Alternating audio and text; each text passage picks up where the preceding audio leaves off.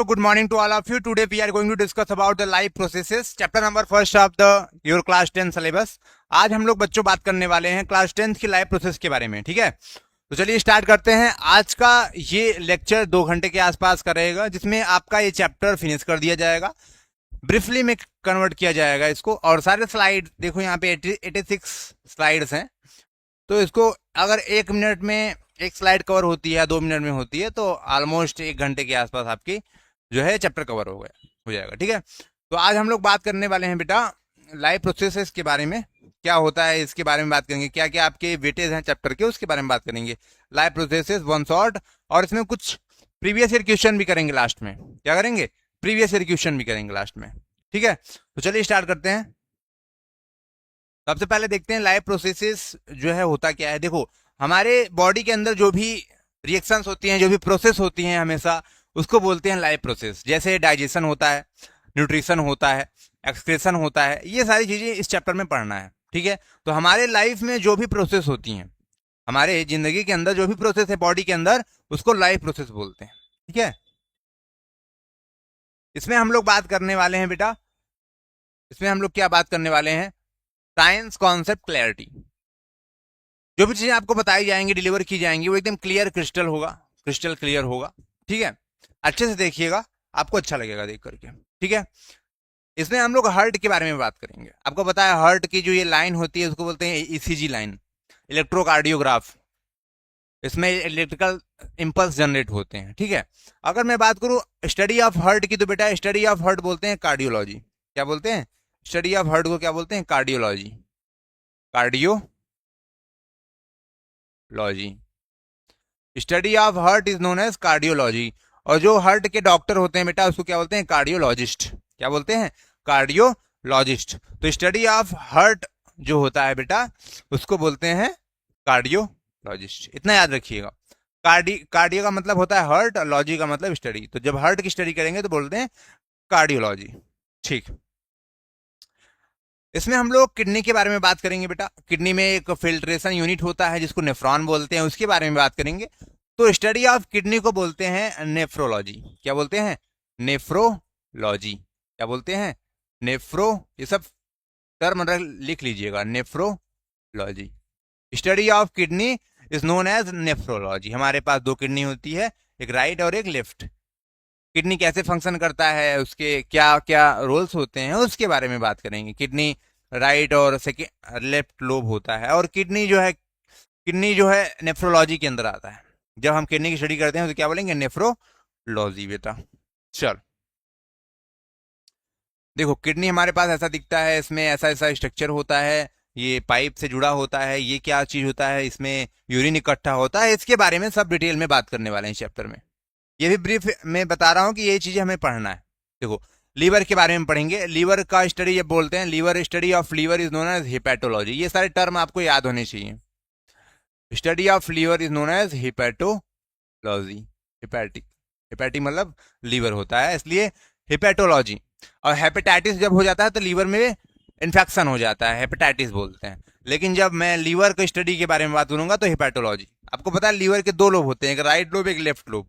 आपको पता है अगर मैं एक लोब अपना किसी डोनर को दे दूं, एक लोब किसी रिसेप्टेंट को दे दूं, मान लो किसी का लीवर खराब हो गया, एक लोब निकाल करके दे दूं, तो हमारे पास कुछ समय बाद ये वाला लोब अपने आप रीजनरेट हो जाएगा, बन जाएगा. इसको बोलते हैं पावर ऑफ रीजनरेशन, जो कि हमारे केवल एक ऑर्गन के अंदर होता है, लीवर के अंदर होता है. ठीक है, तो लीवर जो है रीजनरेट कर सकता है. लीवर क्या कर सकता है बेटा? रीजनरेट कर सकता है. और स्टडी ऑफ लीवर को बोलते हैं हिपैटोलॉजी. स्टडी ऑफ लीवर को क्या बोलते हैं? हिपैटोलॉजी. लीवर और किडनी के बारे में बात करेंगे. और आपको पता है हम लोगों ने क्या क्या बात किया. Heart, study of heart is known as cardiology. Study of kidney is known as nephrology. और study of liver is known as hepatology. ठीक है, चैप्टर का नाम है लाइफ प्रोसेस. लाइफ प्रोसेस क्या होता है? The essential function of life.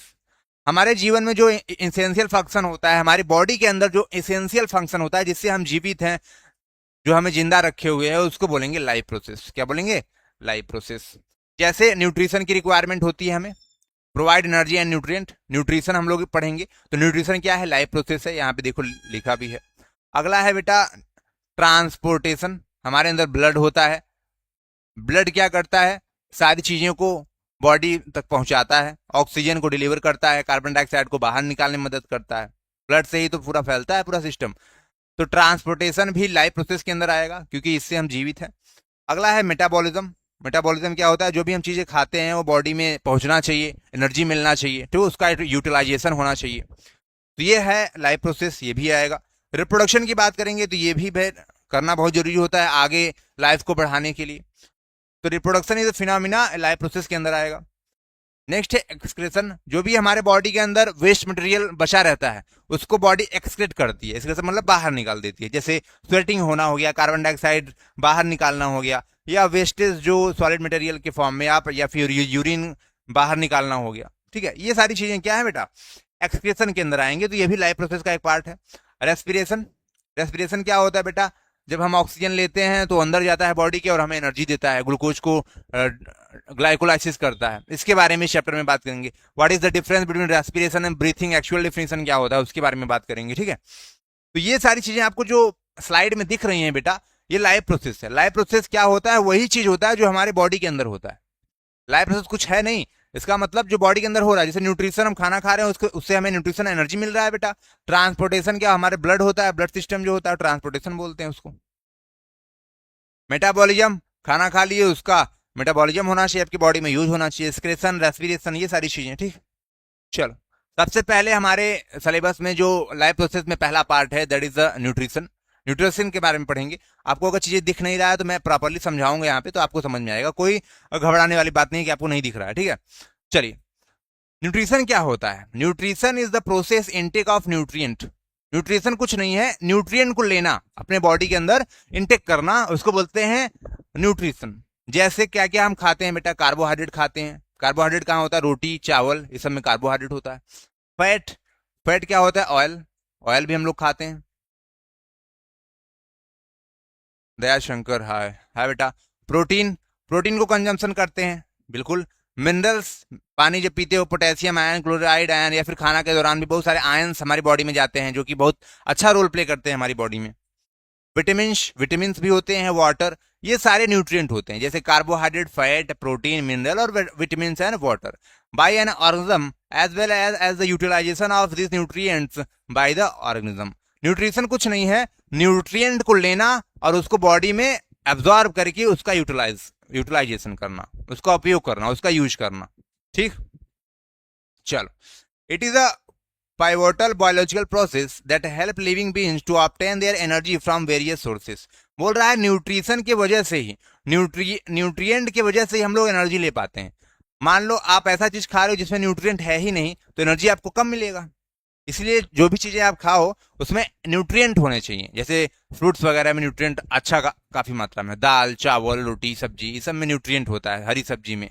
Hi sir Suraj Singh, hello बेटा। All living organism need nutrient. सभी जीवों को न्यूट्रिएंट की रिक्वायरमेंट होती है, यानी भोजन की रिक्वायरमेंट होती है। प्रॉपर फंक्शनिंग एंड ग्रोथ, किसके लिए? बॉडी प्रॉपर फंक्शन करती रहे और ग्रोथ करती रहे। But they show divergence in how they fulfil this demand. कैसे वो डिमांड को ये पूरा करते हैं? खाना खाते हैं, न्यूट्रिएंट लेते हैं अलग अलग प्रकार के। Good morning sir, good morning Suraj Singh. Some animal feed on simple inorganic compound. कुछ एनिमल सिंपल इनऑर्गेनिक कंपाउंड खाते हैं टू मीट देयर न्यूट्रिएंट, अपने न्यूट्रिएंट को पूरा करने के लिए। While other utilize complex compound. कुछ जीव कॉम्प्लेक्स कंपाउंड खाते हैं अपने न्यूट्रिशन को पूरा करने के लिए। The mode of nutrition vary from one species to another. सबके खाने का तरीका बेटा अलग अलग होता है, न्यूट्रिएंट लेने का तरीका सबके अलग अलग होता है। हम बात करेंगे कैसे कैसे होते हैं। सबसे पहले हम देखते हैं why is nutrition important.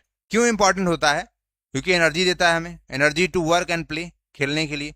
Nutrient to grow and repair body part. Nutrient जो हम लेते हैं वो हमारी बॉडी को ग्रो करता है और कहीं इंजुरी हो गया उसको हील करने में मदद करता है। But this chapter has already been taught in school, okay, then you can revise it. Strength fight disease.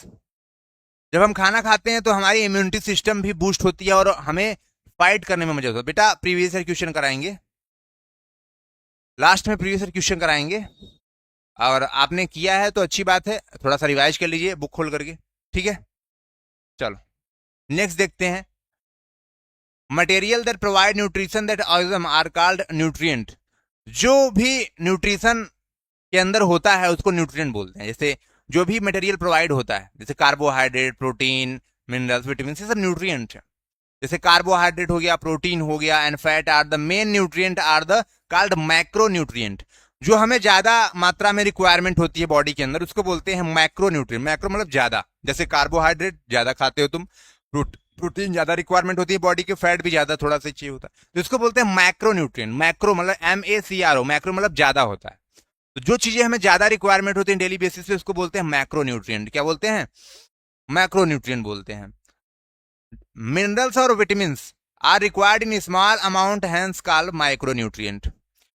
जो सब्सटेंस हमें कम मात्रा में चाहिए उसको बोलते हैं माइक्रो न्यूट्रिएंट। जैसे विटामिन और मिनरल होता है, विटामिन और mineral. I did not understand sir, क्या नहीं समझ में आया बेटा? आपको क्या नहीं समझ में आया बेटा? अगर आपने चैप्टर कर लिया है तो अच्छी बात है, आप इसको देखिए अच्छे से, जो चीजें आपको कवर नहीं हो वो कवर हो जाएगा। प्रीवियस ईयर क्वेश्चन लास्ट में कराएंगे, ठीक।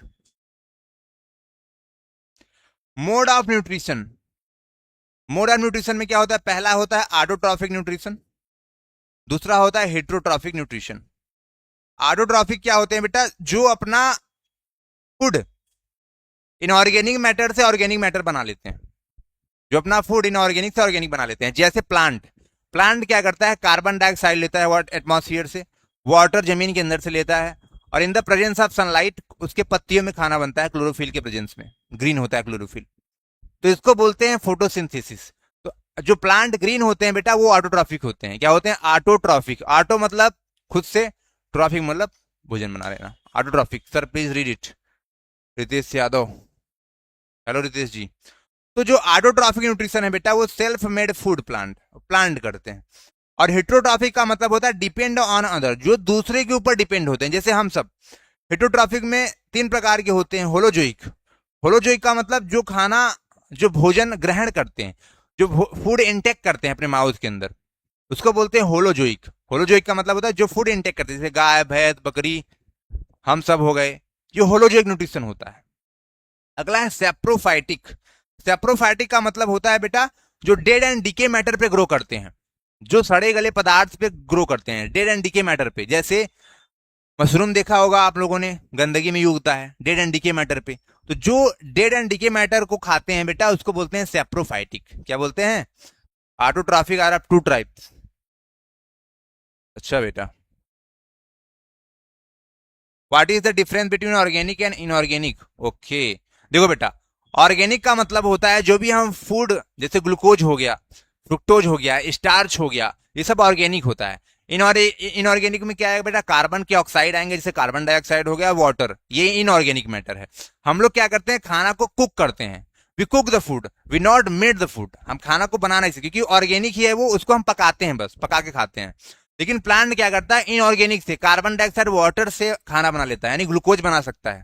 फ्रूट में ग्लूकोज होता है, फ्रुक्टोज होता है, स्टार्च होता है, तो ये है ऑर्गेनिक। और इनऑर्गेनिक क्या है? कार्बन डाइऑक्साइड वाटर है। ठीक है, आई होप कि आपको समझ में आया होगा। हेट्रोट्रॉफिक न्यूट्रिशन में अगला है पैरासिटिक, जो दूसरे के ऊपर रहते हैं। पैरासाइट 2 प्रकार के होते हैं, एक इंडो पैरासाइट जो बॉडी के अंदर रहते हैं, जैसे राउंड वॉर्म, केचुआ वगैरह आप लोगों ने सुना होगा, जो शरीर के अंदर रहते हैं और न्यूट्रिशन चुराते हैं, खाते हैं।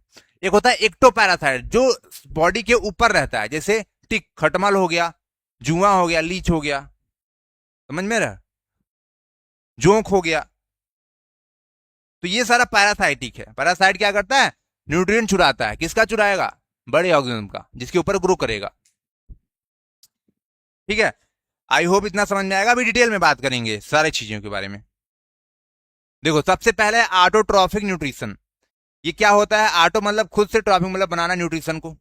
It is the process by which organism take simple inorganic substance. Plant क्या करता है बेटा? वाटर कहां से लेता है? जड़ से लेता है, जमीन के अंदर से लेता है पानी। जब हम किसी प्लांट को ग्रो कराते हैं तो उसको पानी देते हैं, वहां से अच्छा मिल जाता है। नहीं, जड़ें नीचे जाती हैं, वहां से पानी एब्जॉर्ब होता है। दूसरा, कार्बन डाइऑक्साइड कहां देता है? एटमॉस्फेयर में होता है कार्बन डाइऑक्साइड। वाटर और कार्बन डाइऑक्साइड लीफ में पहुंचता है, और सनलाइट के प्रेजेंस में क्लोरोफिल होता है लीफ में, वहां पे वो बनाते हैं, कार्बन डाइऑक्साइड प्लस वाटर मिलकर के ग्लूकोज बनता है। ठीक है, और इसी को बोलते हैं ऑर्गेनिक। इनऑर्गेनिक से organic banana.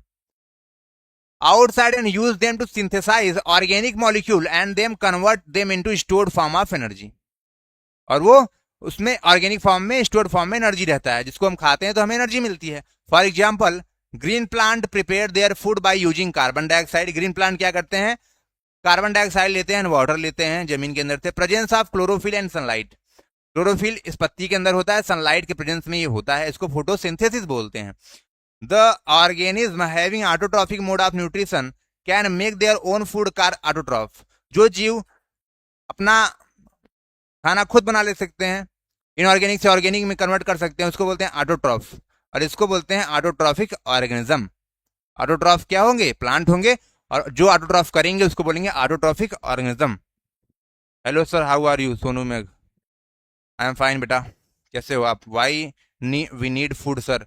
Because of energy. बेटा अगर हम खाना नहीं खाएंगे, एनर्जी नहीं मिलेगी हमें। अगर खाना हम नहीं खाएंगे बेटा, एनर्जी नहीं मिलेगी।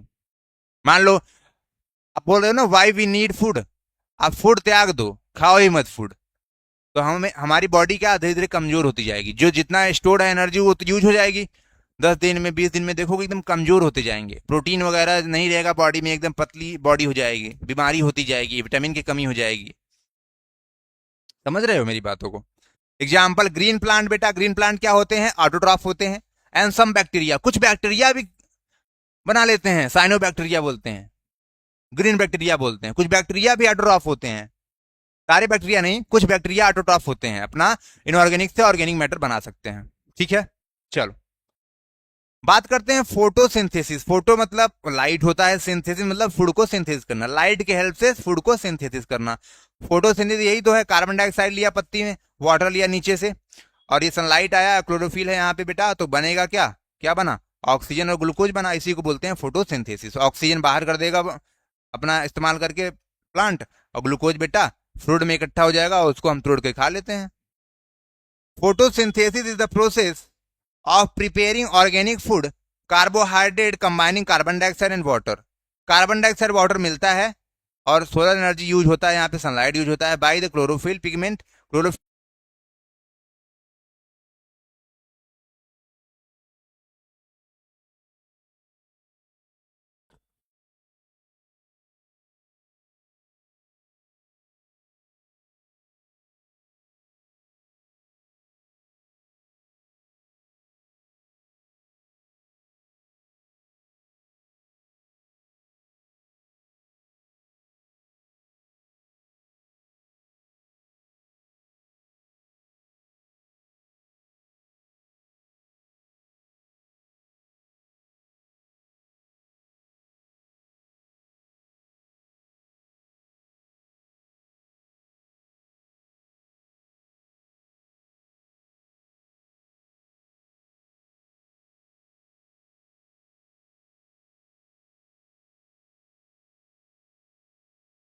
थोड़ा सा बेटा टेक्निकल ग्लिच हुआ है। शुरू में क्या है, लाइट चली गई थी।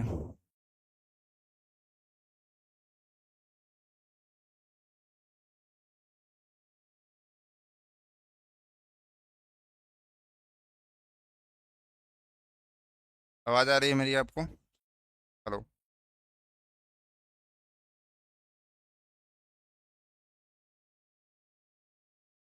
चलिए चलिए स्टार्ट करते हैं।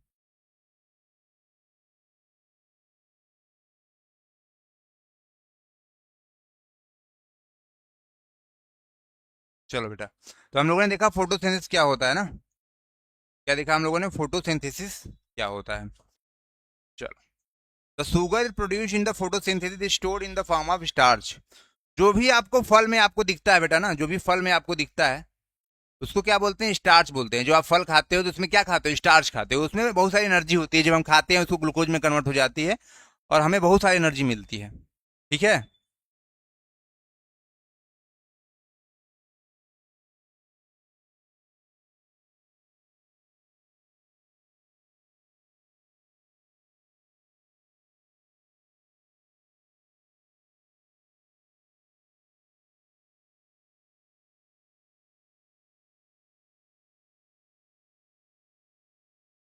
चलिए, हो गया हो गया। During this process the solar energy is convert chemical energy. Sunlight बेटा सोलर एनर्जी किस में कन्वर्ट हो जा रहा है? केमिकल एनर्जी में।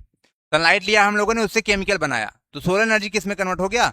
Solar energy is converted into chemical energy. Green leaf are the main site of photosynthesis. Kitchen of the plant cell is called green leaves. अगर आपसे कोई पूछे बताओ kitchen of the plant cell, कहां पे खाना बनता है? पौधों में, प्लांट में, तो क्या बोलोगे? Leaf. Kitchen of the plant cell is called leaf बेटा। यह है फोटोसिंथेसिस का phenomena. Main event of photosynthesis क्या क्या होता है इसमें? सबसे पहले होता है absorption by light energy by chlorophyll. पत्तियों में क्लोरोफिल होता है और वो सनलाइट को एब्जॉर्ब कर लेता है, ट्रैप कर लेता है। तो अगर आपसे कोई पूछे बताओ लीफ में ऐसा कौन सा सब्सटेंस है जो लाइट को ट्रैप कर सकता है?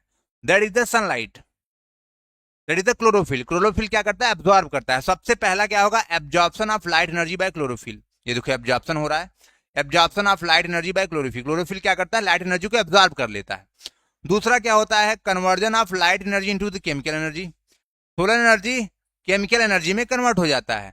Plus splitting of water, hydrogen and oxygen, और जो वाटर लिया गया है रूट से उसको तोड़ा जाएगा हाइड्रोजन और ऑक्सीजन में। Reduction of CO2 to carbohydrate, और जो कार्बन डाइऑक्साइड लिया गया उसमें रिडक्शन होगा, उसमें हाइड्रोजन को ऐड करके उसके कार्बोहाइड्रेट बनाया जाएगा, यानी ग्लूकोज बनाया जाएगा। सबसे पहले क्या होगा? एब्जॉर्प्शन हुआ, लाइट एनर्जी को ट्रैप किया गया। उसके बाद सोलर एनर्जी को कन्वर्ट किया गया केमिकल एनर्जी में, वाटर को तोड़ दिया गया हाइड्रोजन और ऑक्सीजन में। उसके बाद क्या होगा? रिडक्शन होगा, किसका? CO2 का रिडक्शन होगा, उसमें हाइड्रोजन को ऐड करेंगे और कार्बोहाइड्रेट बना देंगे। क्या बना देंगे? कार्बोहाइड्रेट बना देंगे। ये याद रखना, इवेंट ऑफ फोटोसिंथेसिस में तीन मेन इंपॉर्टेंट होते हैं। First is the absorption, second is the conversion, और थर्ड इज द रिडक्शन। याद रहेगा, एब्जॉर्प्शन क्लोरोफिल ट्रैप करेगा लाइट को, conversion solar energy converted into the chemical energy, and splitting of water here take place. Water को तोड़ते हैं तो hydrogen और ऑक्सीजन गैस निकलती है। ठीक है। तीसरा है कार्बन डाइऑक्साइड का रिडक्शन। याद रखना, फोटोसिंथेसिस में किसका रिडक्शन हो रहा है? रिडक्शन हो रहा है कार्बन डाइऑक्साइड का, और ऑक्सीडेशन हो रहा है वाटर का। ठीक है, ये बातें आपको क्लियर हो जानी चाहिए। फोटोसिंथेसिस क्या होता है मैंने बताया, सनलाइट लेता है प्लांट। क्या लेता है? सनलाइट लेता है प्लांट। सनलाइट लेगा प्लांट बेटा, क्या क्या करेगा? सनलाइट लेगा प्लांट, और ये ट्रैप करेगा, क्लोरोफिल में होगा, कार्बन डाइऑक्साइड भी लेगा एयर से, और रूट से बेटा वाटर लेगा, बनाएगा क्या? ऑक्सीजन बनाएगा, शुगर बनाएगा।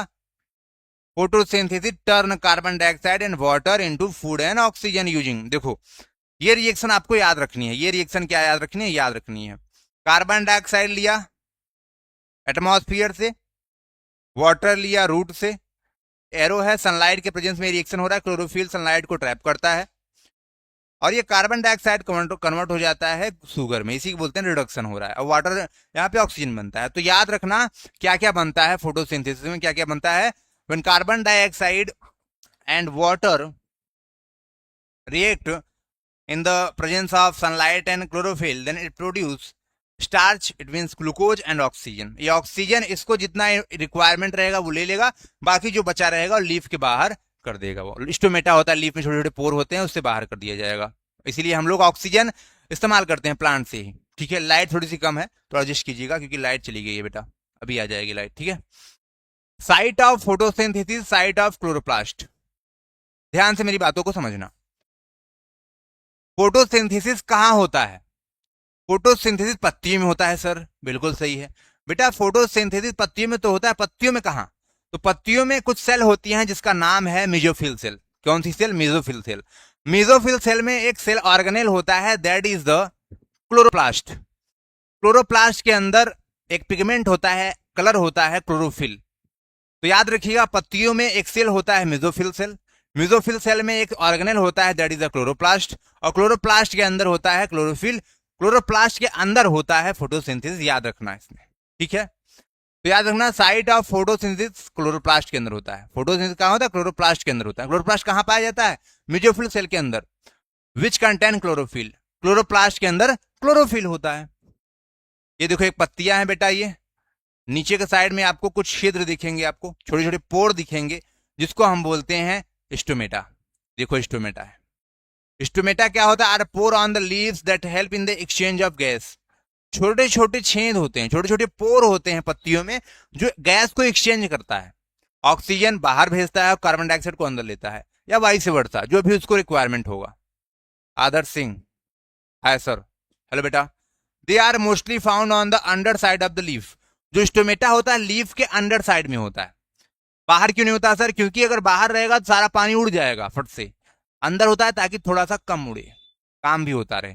तो स्टोमेटा अंदर साइड में, अंडर साइड में ज्यादा होता है। Each stoma is guarded by guard cell. ये स्टोमेटा पूरा है, ये गार्ड सेल से बना होता है। एक गार्ड सेल ये होता है और ये गार्ड सेल एक होता है, ठीक है। ये स्टोमेटल apparatus है। एक स्टोमेटा में दो गार्ड सेल होते हैं। ईच स्टोमा, इसको स्टोमा बोलते हैं। एक स्टोमा में बेटा दो गार्ड सेल होते हैं, एक ये और एक ये। गार्ड सेल क्या करता है? इसको प्रोटेक्शन प्रोवाइड करता है, ओपनिंग और क्लोजिंग में हेल्प करता है। Which opening and closing? The water content of the guard cell is responsible for their function. अगर गार्ड सेल के अंदर पानी भर जाएगा तो ये फूल जाएगा और ये बंद हो जाएगा। ओपनिंग क्या हो जाएगा? बंद हो जाएगा, ठीक है। अगर गार्ड सेल के अंदर से पानी निकल जाएगा तो ये पिचक जाएगा और ओपनिंग क्या हो जाएगा? ओपन हो जाएगा। अभी बात करेंगे उसके बारे में। देखो, guard cell mechanism, control opening and closing of stomata. Guard cell क्या करता है? स्टोमेटा को खुला रखना है या बंद रखना है, उसको कंट्रोल करता है। When water enter the guard cell, अगर पानी गार्ड सेल के अंदर भर जाए, एंडोऑस्मोसिस बोलते हैं इसको। एंडोऑस्मोसिस मतलब पानी अंदर चला जाना, एंडो मतलब अंदर जाना। स्टोमेटा क्या हो जाएगा? ओपन हो जाएगा। जैसे ही जाएगा पानी, जैसे ही गार्ड सेल के अंदर जाएगा, स्टोमेटा फूल जाएगा और ओपन हो जाएगा। ये देखो, स्टोमेटा पानी, यहाँ पे पानी अंदर गया यहाँ पे, और ये फूल गया, ये ओपन हो गया।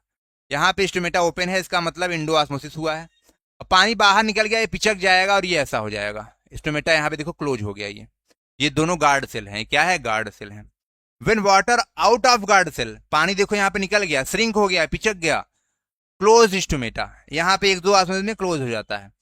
तो यहाँ पे याद रखना कैसे होता है क्लोज स्टोमेटा और कैसे होता है ओपन स्टोमेटा।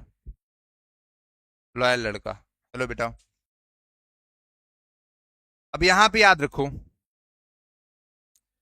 कुछ प्लांट डेजर्ट प्लांट होते हैं। डेजर्ट मतलब जो रेगिस्तान में पाए, जहां पानी नहीं है।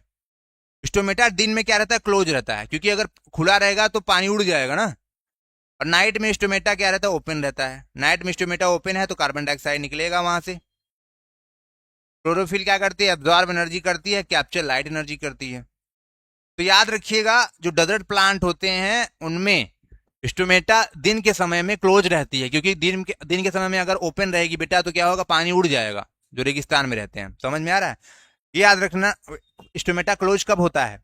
स्टोमेटा क्लोज तब होगा जब पानी उसमें से बाहर निकल जाएगा। गार्ड सेल से पानी बाहर निकलेगा, सेल श्रिंक हो जाएगी, पिचक जाएगी और ये क्लोज स्टोमेटा हो जाएगा। ओपन कब होगा? जब पानी भर जाएगी गार्ड सेल में, मस्त मोटा मोटा फूल जाएगा और ये ओपन हो जाएगा स्टोमेटा। हेटरोट्रॉफिक न्यूट्रिशन क्या होता है? Mode of nutrition where organism derive their food by taking readymade food. Readymade food dead और living organism, animal, fungi, bacteria, जो दूसरे से अपना खाना लेते हैं, न्यूट्रिशन लेते हैं। सर्वाइवल डिपेंड डायरेक्टली और इनडायरेक्टली ऑन ऑटोट्रॉफ। हम डायरेक्टली और इनडायरेक्टली ऑटोट्रॉफ के ऊपर डिपेंड होते हैं। डायरेक्टली और इनडायरेक्टली ऑटोट्रॉफ के ऊपर डिपेंड होते हैं। जैसे मान लो कोई जीव है जो केवल और केवल एनिमल खाता है, तो जिस एनिमल को खाएगा वो एनिमल प्लांट के ऊपर डिपेंड होगा, तो इसको बोलते हैं इनडायरेक्ट डिपेंडेंसी ऑफ प्लांट। मान लो कोई जीव है जो डायरेक्टली प्लांट खाता है, इसको बोलते हैं direct depend on plant. Heterotrophic nutrition तीन प्रकार का होता है। होलोजोइक न्यूट्रिशन, जो अपना खाना मुंह के अंदर लेते हैं, माउथ से इनटेक करते हैं, उसको बोलते हैं होलोजोइक। सेप्रोफाइटिक मतलब जो अपना nutrition dead and decay matter से लेते हैं। पैरासिटिक मोड न्यूट्रिशन, जो दूसरे जीव के ऊपर रहते हैं, अंदर बॉडी के रहते हैं और उनसे न्यूट्रिशन चुरा करके खाते रहते हैं। Sir will ask question. Adarsh Singh, बिल्कुल आप पूछ सकते हैं क्वेश्चन, बिल्कुल पूछिए बेटा। पहला है बेटा होलोजोइक न्यूट्रिशन। पहला क्या है? Holozoic nutrition. The animal take complex solid food और whole material break down into digest in the body. Holozoic nutrition में क्या होता है? एनिमल क्या करते हैं, अपना फूड लेते हैं माउथ के अंदर, कॉम्प्लेक्स फूड होता है, उसको चबाते हैं, उसको डाइजेस्ट करते हैं और सिंपल फॉर्म में कन्वर्ट करते हैं। क्या करते हैं, सिंपल फॉर्म में कन्वर्ट करते हैं बेटा। सेप्रोफाइटिक की बात करेंगे। सेप्रोफाइटिक क्या होते हैं बेटा, ये सड़े और गले से पदार्थ से लेते हैं अपना न्यूट्रिशन, डेड एंड डीके में। In this type of nutrition the organism obtain their food from decaying organic substance. जो डीके हो रहते हैं, जो खराब होते रहते हैं, उनसे ये न्यूट्रिशन बना लेते हैं। दे आर कॉल्ड सेप्रोट्रॉप्स, और इनको सेप्रोट्रॉप्स बोलते हैं। फंजाई बैक्टीरिया होते हैं। They break down the food material outside the body and then absorb it. ये क्या करते हैं, अपना एंजाइम निकालते हैं बाहर और उसको डाइजेस्ट करके उसके बाद डाइजेस्टेड फूड को अंदर लेते हैं, फंजाई और बैक्टीरिया।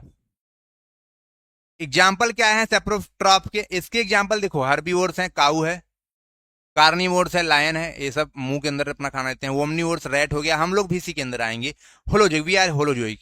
बैक्टीरिया क्या है, सेप्रोट्रॉफ है। फंजाई, ब्रेड मोल्ड और ईस्ट मशरूम, ये सब फंजाई के मेंबर होते हैं।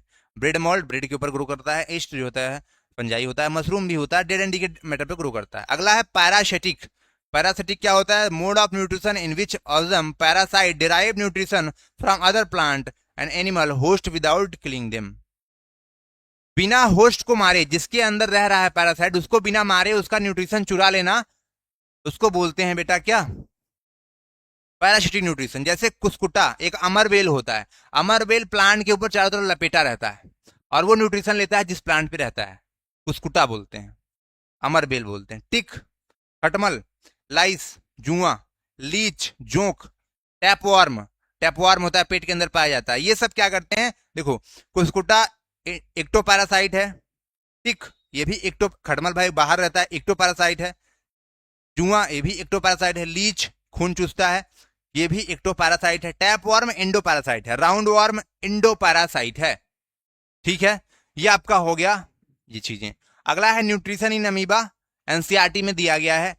सबसे पहले ये क्या करता है, इनगल्फिंग करता है स्यूडोपोडिया के हेल्प से। आप देखोगे स्यूडोपोडिया क्या होता है, ये सब जो आपको दिख रहा है जैसे मान लो फूड पार्टिकल है, तो ये सब जो ऐसे बना हुआ है ना, ये इसको बोलते हैं स्यूडोपोडिया। इसको क्या बोलते हैं, स्यूडोपोडिया। और ये फूड पार्टिकल सबसे पहले इनगल्फ करेगा, फूड पार्टिकल को अंदर लेगा, उसके बाद फूड वैक्यूल बनाएगा, इसको वैक्यूल में कन्वर्ट कर देगा ऐसे। उसके बाद डाइजेस्ट करेगा, डाइजेस्ट करने के बाद उसको एब्जॉर्ब करेगा, उसके बाद जो वेस्ट मटेरियल है उसको बाहर कर देगा, इजेशन कर देगा। तो ये स्टेप याद रखना, सबसे पहले इनगल्फिंग, फूड पार्टिकल को इनगल्फ करेगा by the help of pseudopodia. ये स्यूडोपोडिया है, इसके हाथ जो दिखते हैं। अमीबा का शेप इरेगुलर होता है, कोई भी शेप नहीं होता, चाहे जिस शेप का बन जाएगा। तो जैसे ही फूड अंदर जाएगा उसको वैक्यूल में कन्वर्ट करेगा, ग्राउंड राउंड सर्कल में देखो फूड वैक्यूल कन्वर्ट करेगा, फूड वैक्यूल को डाइजेस्ट करेगा। जैसे ही फूड वैक्यूल डाइजेस्ट करेगा, अच्छा चीज ले लेगा न्यूट्रिएंट, और जो वेस्ट मटेरियल बचा है उसको इजेस्ट कर देगा, बाहर भेज देगा। तो ये जो आपको स्टेप दिख रहा है ये याद रखना, engulfing, food vacuole, digestion, absorption, egestion. ये देखो न्यूक्लियस, फूड पार्टिकल आया, स्यूडोपोडिया बना, यहाँ पे देखो स्यूडोपोडिया इसे बोलेंगे, फूड पार्टिकल ले लिया अंदर, फूड वैक्यूल बना, यहाँ पे फूड वैक्यूल को डाइजेस्ट किया, उसके बाद एब्जॉर्ब किया, उसके बाद बाहर भेज दिया जो आपका इजेशन है। तो इंजेशन हुआ, डाइजेशन हुआ, एब्जॉर्प्शन हुआ, एसिमिलेशन, एसिमिलेशन का मतलब जो एब्जॉर्ब हुआ है फूड उसको यूटिलाइज करना, और इजेशन का मतलब वेस्ट मटेरियल को बाहर कर देना। ठीक है, ये तो न्यूट्रिशन इन अमीबा हो गया। क्या हो गया, amoeba feed by holozoic mode of nutrition, holozoic होता है इसमें भी। Engulf the food using pseudopodia, phagocytosis करता है फूड पार्टिकल को लेना। The engulfing food get enclose, food vacuole में कन्वर्ट हो जाता है वो। उसके बाद as the food vacuole passes through the cytoplasm, digestion, absorption, assimilation takes place. Digestion होता है, उसके बाद एब्जॉर्प्शन होता है, जो फूड पचा हुआ है उसको एब्जॉर्ब करेगा बॉडी, उसके बाद वो फूड का यूज करेगा, एसिमिलेशन बोलते हैं। उसके बाद when the food vacuole open outside the digestion of undigested food particle takes place, जो चीजें बचा है वेस्ट मटेरियल उसको बाहर कर देगा। क्या कर देगा, बाहर कर देगा। नेक्स्ट है न्यूट्रिशन इन पैरामीशियम। पैरामीशियम चप्पल के जैसा दिखता है, देखो चप्पल के जैसा दिख रहा है ना ये पैरामीशियम। क्या होता है, paramecium also exhibit holozoic nutrition, ये भी होलोजोइक लेता है, अपना फूड पार्टिकल लेता है। हाउएवर दे हैव सीलिया, इसके पास छोटे छोटे ऐसे ऐसे हेयर लाइक स्ट्रक्चर होते हैं जिसको सीलिया बोलते हैं। Engulf the food through oral groove, इनके पास ओरल ग्रूव होता है, वो खाना को लेने में मदद करता है, माउथ के जैसा स्ट्रक्चर होता है। It move through the cytoplasm, cyclosis, और साइटोप्लाज्म मूव करता है उसको साइक्लोसिस बोलते हैं। जो फूड पार्टिकल साइटोप्लाज्म के अंदर मूव करता है उसको साइक्लोसिस बोलते हैं। ये हमारे सिलेबस में ज्यादा नहीं है तो ये पढ़ लेना, न्यूट्रिशन इन पैरामीशियम में थोड़ा सा है। इसमें कॉन्ट्रेक्टाइल वेक्टर होते हैं जो पानी को बाहर और अंदर करता है। आ गया है most important topic in our chapter which is very important and very interesting, that is the nutrition in human beings. बेटा हमारे अंदर क्या होता है, न्यूट्रिशन इन ह्यूमन बींग की अगर बात करेंगे तो हम कैसे खाना खाते हैं, हमारे अंदर कैसे डाइजेशन होता है, हमारे अंदर एंजाइम का रोल क्या है, फंक्शन क्या होता है एंजाइम के role, what is the function of pepsin, rennin, ये सब के बारे में बात करेंगे। माउथ का काम क्या है, टीथ का काम क्या है। Nutrition in human beings, it is a very most important. सबसे पहले हमारे माउथ से स्टार्ट होता है डाइजेशन। कहां से? माउथ से। माउथ में खाना खाते हैं, वहां तोड़ना, कॉम्प्लेक्स फूड को नॉर्मल में, सिंपल में कन्वर्ट करना डाइजेशन कहलाता है। माउथ में इंजेक्शन होता है, उसके बाद एक फूड पाइप होती है, ये उसको बोलते हैं एसोफेगस। फूड पाइप को क्या बोलते हैं? एसोफेगस। उसके बाद खाना जाता है स्टमक में, खाना जाता है स्टमक में, जहां स्टोर होता है 2 से 3 घंटे खाना, 2 से 3 घंटे खाना। इसलिए खाना खाने के बाद तुरंत पानी नहीं पीना चाहिए। अगर पानी पी लेते हो तो यहाँ पे HCl होता है, जो कि पीएच वैल्यू क्या हो जाता है उसका, बढ़ जाता है। Sir please ask the question.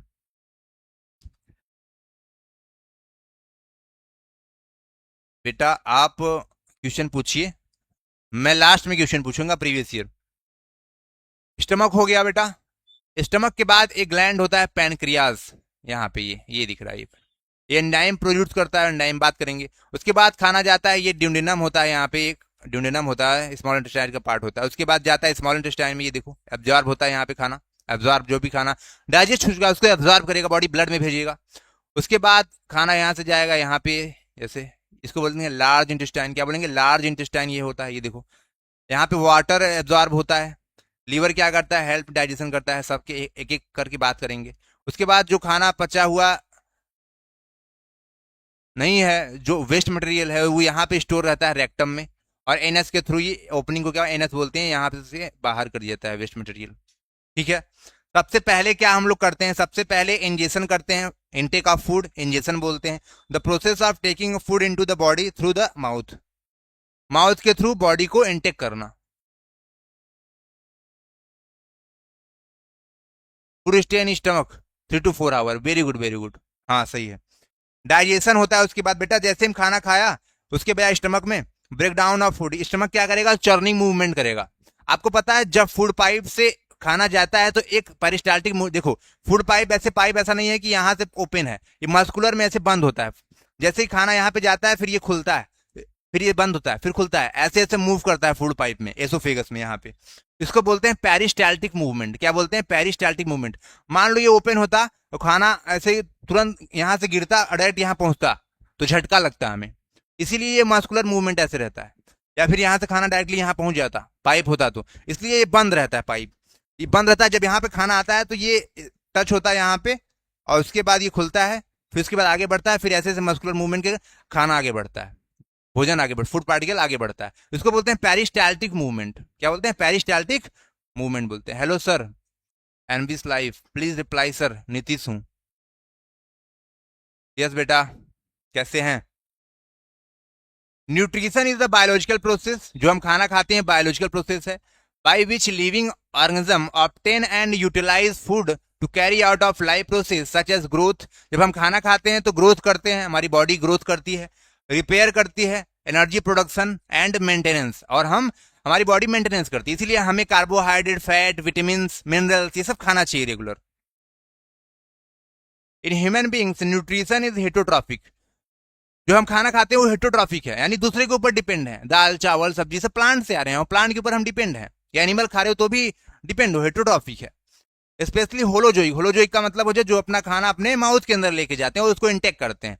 We take in solid food, हम लोग सॉलिड फॉर्म में खाना खाते हैं। डाइजेस्ट इज इंटरनली, जैसे ही खाना हम खाते हैं बेटा, भोजन करते हैं और यहाँ से माउथ से डाइजेशन स्टार्ट हो जाता है। अगर आपसे कोई पूछे बताओ डाइजेशन कहाँ से स्टार्ट होता है, तो माउथ से स्टार्ट हो जाता है। दांत होते हैं, वहां पे एंजाइम कुछ होते हैं, उसको स्कर्ब करते हैं, उसको चबाने में हेल्प करते हैं। दांत अलग अलग प्रकार के होते हैं। Our food contain essential nutrient like carbohydrate, हमारे फूड में कार्बोहाइड्रेट होता है, प्रोटीन होता है, फैट होता है, विटामिन होता है एंड मिनरल्स होता है, that are necessary for energy and body function, जो हमारे लिए एनर्जी देता है बेटा। ठीक है। The human body has complex digestive system, हमारे बॉडी के अंदर कॉम्प्लेक्स डाइजेस्टिव सिस्टम होता है जो ब्रेक डाउन करता है फूड को into simpler substance. Complex food को सिंपलर में कन्वर्ट करना डाइजेशन कहलाता है। That can be absorb and used by the body, जैसे ही खाना पचता है हमारे स्मॉल इंटेस्टाइन में, यहाँ पे होता है चाउमीन के जैसा देखो, वहां से खाना एब्जॉर्ब करके विटामिन और जो भी आपका ग्लूकोज वगैरह बना है डाइजेस्ट होकर के डायरेक्टली ब्लड में भेज दिया जाएगा। ठीक है, इसको बोलते हैं एब्जॉर्प्शन। क्या बोलते हैं बेटा? एब्जॉर्प्शन। सबसे पहले इंजेक्शन हुआ, उसके बाद डाइजेशन हुआ, उसके बाद जो खाना पच गया है स्मॉल इंटेस्टाइन में, एब्जॉर्बेशन होगा। Absorb digested food in the blood. The digested food is the absorb through the wall of the intestine into the blood. ये वॉल होता है किसका? वॉल होता है स्मॉल इंटेस्टाइन का, जो खाना पचे हुए खानों को एब्जॉर्ब कर लेता है। जब खाना पच गया, ब्लड में चला गया है, उसके बाद सेल में जाएगा ग्लूकोज और सेल से एनर्जी ली जाएगी, इसको बोलेंगे यूटिलाइजेशन ऑफ डाइजेस्टेड फूड, इसका एसिमिलेशन। फूड डाइजेस्ट हो गया, उसको ले लिया ब्लड में, उसके बाद बॉडी में भेज दो सारे, उसको यूज करो, एनर्जी उसको पैदा करो ग्लूकोज को तोड़ करके, क्योंकि ग्लूकोज में बहुत सारी एनर्जी होती है। उसके बाद इजेशन, जो भी वेस्ट मटेरियल बचा था आपका यहाँ पे लार्ज में चला जाएगा, वाटर और कुछ मिनरल को यहाँ एब्जॉर्ब कर लिया जाएगा और ये रेक्टम में स्टोर रहेगा, और जैसे जैसे समय पे एनएस के ये ओपनिंग होता है, एनएस के थ्रू बाहर निकलता जाएगा। ठीक है, तो ये प्रोसेस याद रखना। प्रोसेस क्या याद रखना?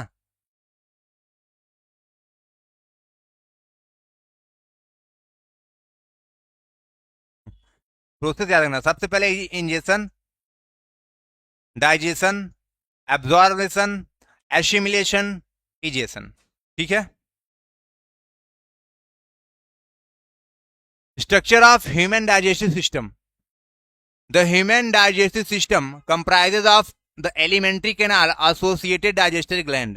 एलिमेंट्री कैनाल क्या होता है? जहां जहां से फूड ट्रेवल करता है, जब हम खाना खाते हैं जहां जहां से फूड जाता है उसको बोलते हैं alimentary canal. Sir continue, Ritesh Yadav.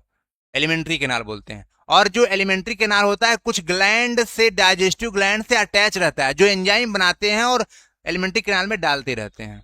और एंजाइम क्या करते हैं? फूड को एनहांस करते हैं, डाइजेशन में बढ़ाते हैं, फूड का डाइजेशन अच्छे से कराते हैं। आपको पता है अगर हमारी बॉडी से सारे एंजाइम, डाइजेस्टिव एंजाइम निकाल दिया जाए तो हमारा खाना जो है, फूड जो है 16 साल में पचेगा। पचेगा ही नहीं, 16 साल लग जाएगा, हो सकता है खराब हो जाए खाना। समझ रहे हो? तो डाइजेशन में एंजाइम बहुत ही बड़ा रोल प्ले करता है।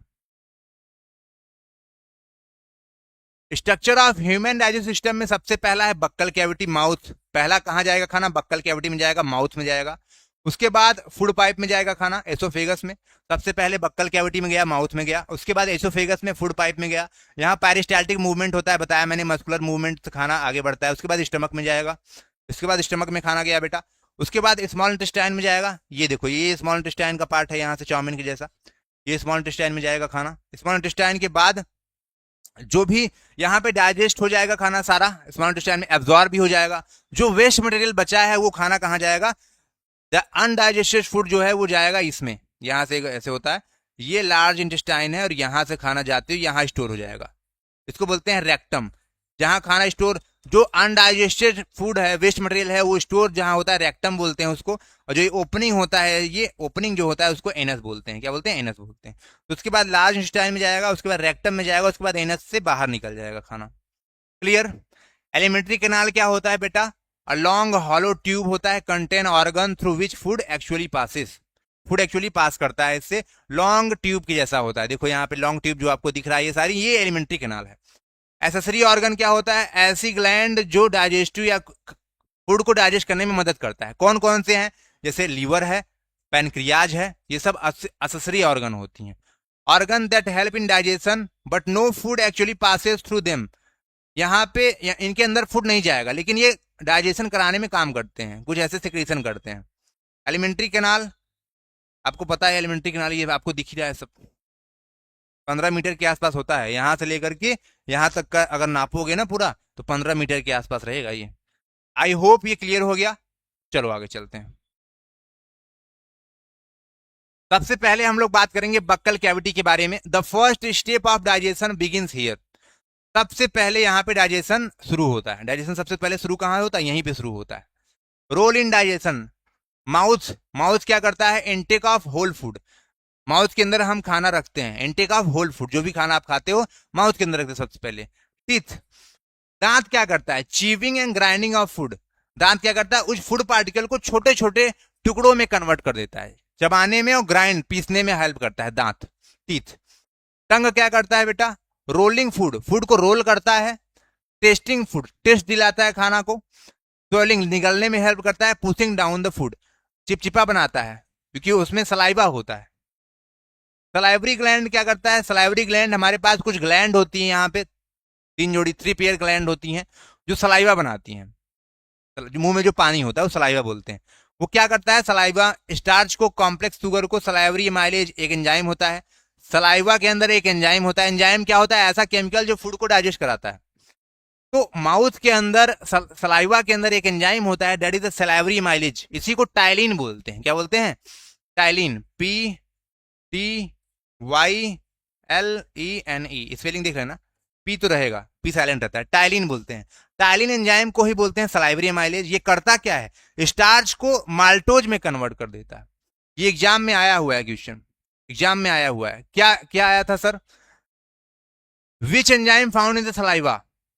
Answer is the salivary mileage. Amylase मतलब स्टार्च को डाइजेस्ट करना।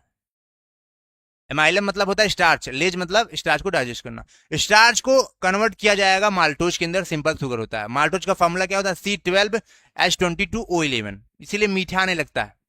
खाना चबाते रहो, कुछ समय मीठा आने लगेगा क्योंकि वो सलाइवरी माइलेज क्या करता है? स्टार्च को माल्टोज में कन्वर्ट कर देता है। याद रहेगा, सलाइवा के अंदर एक एंजाइम होता है, that is ptyalin enzyme. Ptyalin enzyme क्या करता है बेटा? स्टार्च को माल्टोज में कन्वर्ट कर देता है। स्टार्च रोटी और चावल में पाया जाता है। ठीक है, क्लियर रहेगा। हेलो सर, स्मार्ट अवतड़ी, हेलो बेटा। तो माउथ और टीथ, टंग और सलाइवरी ग्लैंड का, सलाइवरी ग्लैंड क्या करता है? सलाइवा बनाता है। सलाइवा के अंदर एक एंजाइम भी होता है, सलाइवरी माइलेज। ठीक है, देखो यहाँ पे सलाइवरी ग्लैंड है बेटा, यहाँ पे सलाइवरी ग्लैंड है। ये सलाइवा बनाई, सलाइवा बनाया, इसमें एक एंजाइम होगा, सलाइवरी माइलेज एंजाइम होगा। ये स्टार्च को कहाँ बदल देगा? माल्टोज में बदल देगा। टीथ क्या करता है? Help in chewing food. दांत क्या करता है? Breaking down food into smaller particle. दांत छोटे छोटे खानों को बदल देता है, छोटे छोटे पार्टिकल, बड़े बड़े खाना को छोटे छोटे फूड पार्टिकल बदल देता है। टंग क्या करता है बेटा? जीभ, फ्लैसी मसल होता है, मसल होता है attach to the at the back, back side में अटैच होता है ये। Buccal cavity, it mix saliva with the food and swallowing. Swallowing मतलब निगलना होता है, सॉलिंग मतलब निगलना होता है। ये खाना को चिपचिपा बना देता है ताकि हम लोग निगल पाए। सलाइवा मिलाता है, जीभ हो, खाना को मिक्स करने में मदद करता है। ठीक है, ये आपका स्लाइड कंप्लीट हो गया। नेक्स्ट स्लाइड के ऊपर चलते हैं।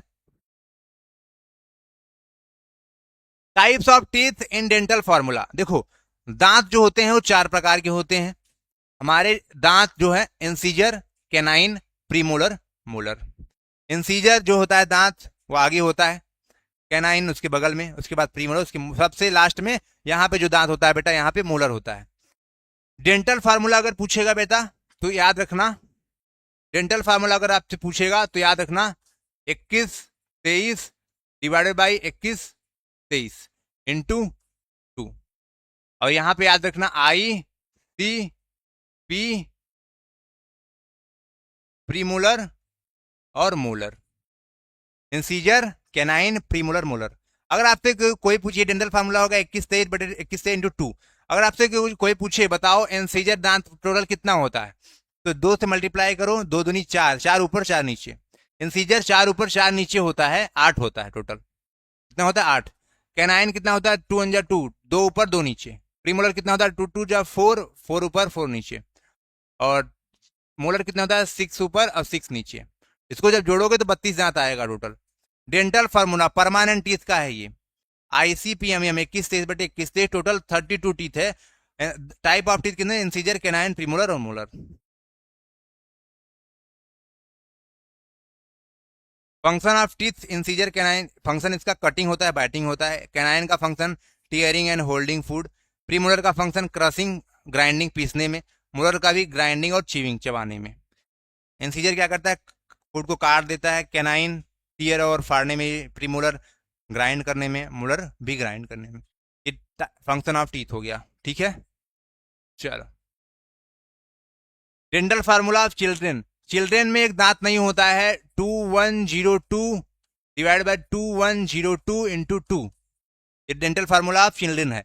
कौन सा दांत नहीं होता है? देखो, इंसीजर होगा, कैनाइन होगा, प्रीमोलर यहाँ पे एब्सेंट होता है, इसीलिए इसका 212 लिख दिया, इसको हटा दिया गया है। 212 डिवाइड बाय 2 इंटू, तो इंसीजर कितना होता है? इसमें एक कम होता है। देखो, इंसीजर नहीं, क्या इंसीजर, प्रीमोलर, मोलर, मोलर कम होता है ना। तो याद रखना बच्चों में कौन सा दांत नहीं होता? प्रीमोलर नहीं होता है। टोटल कैलकुलेट करोगे तो 20 ही दांत आएगा।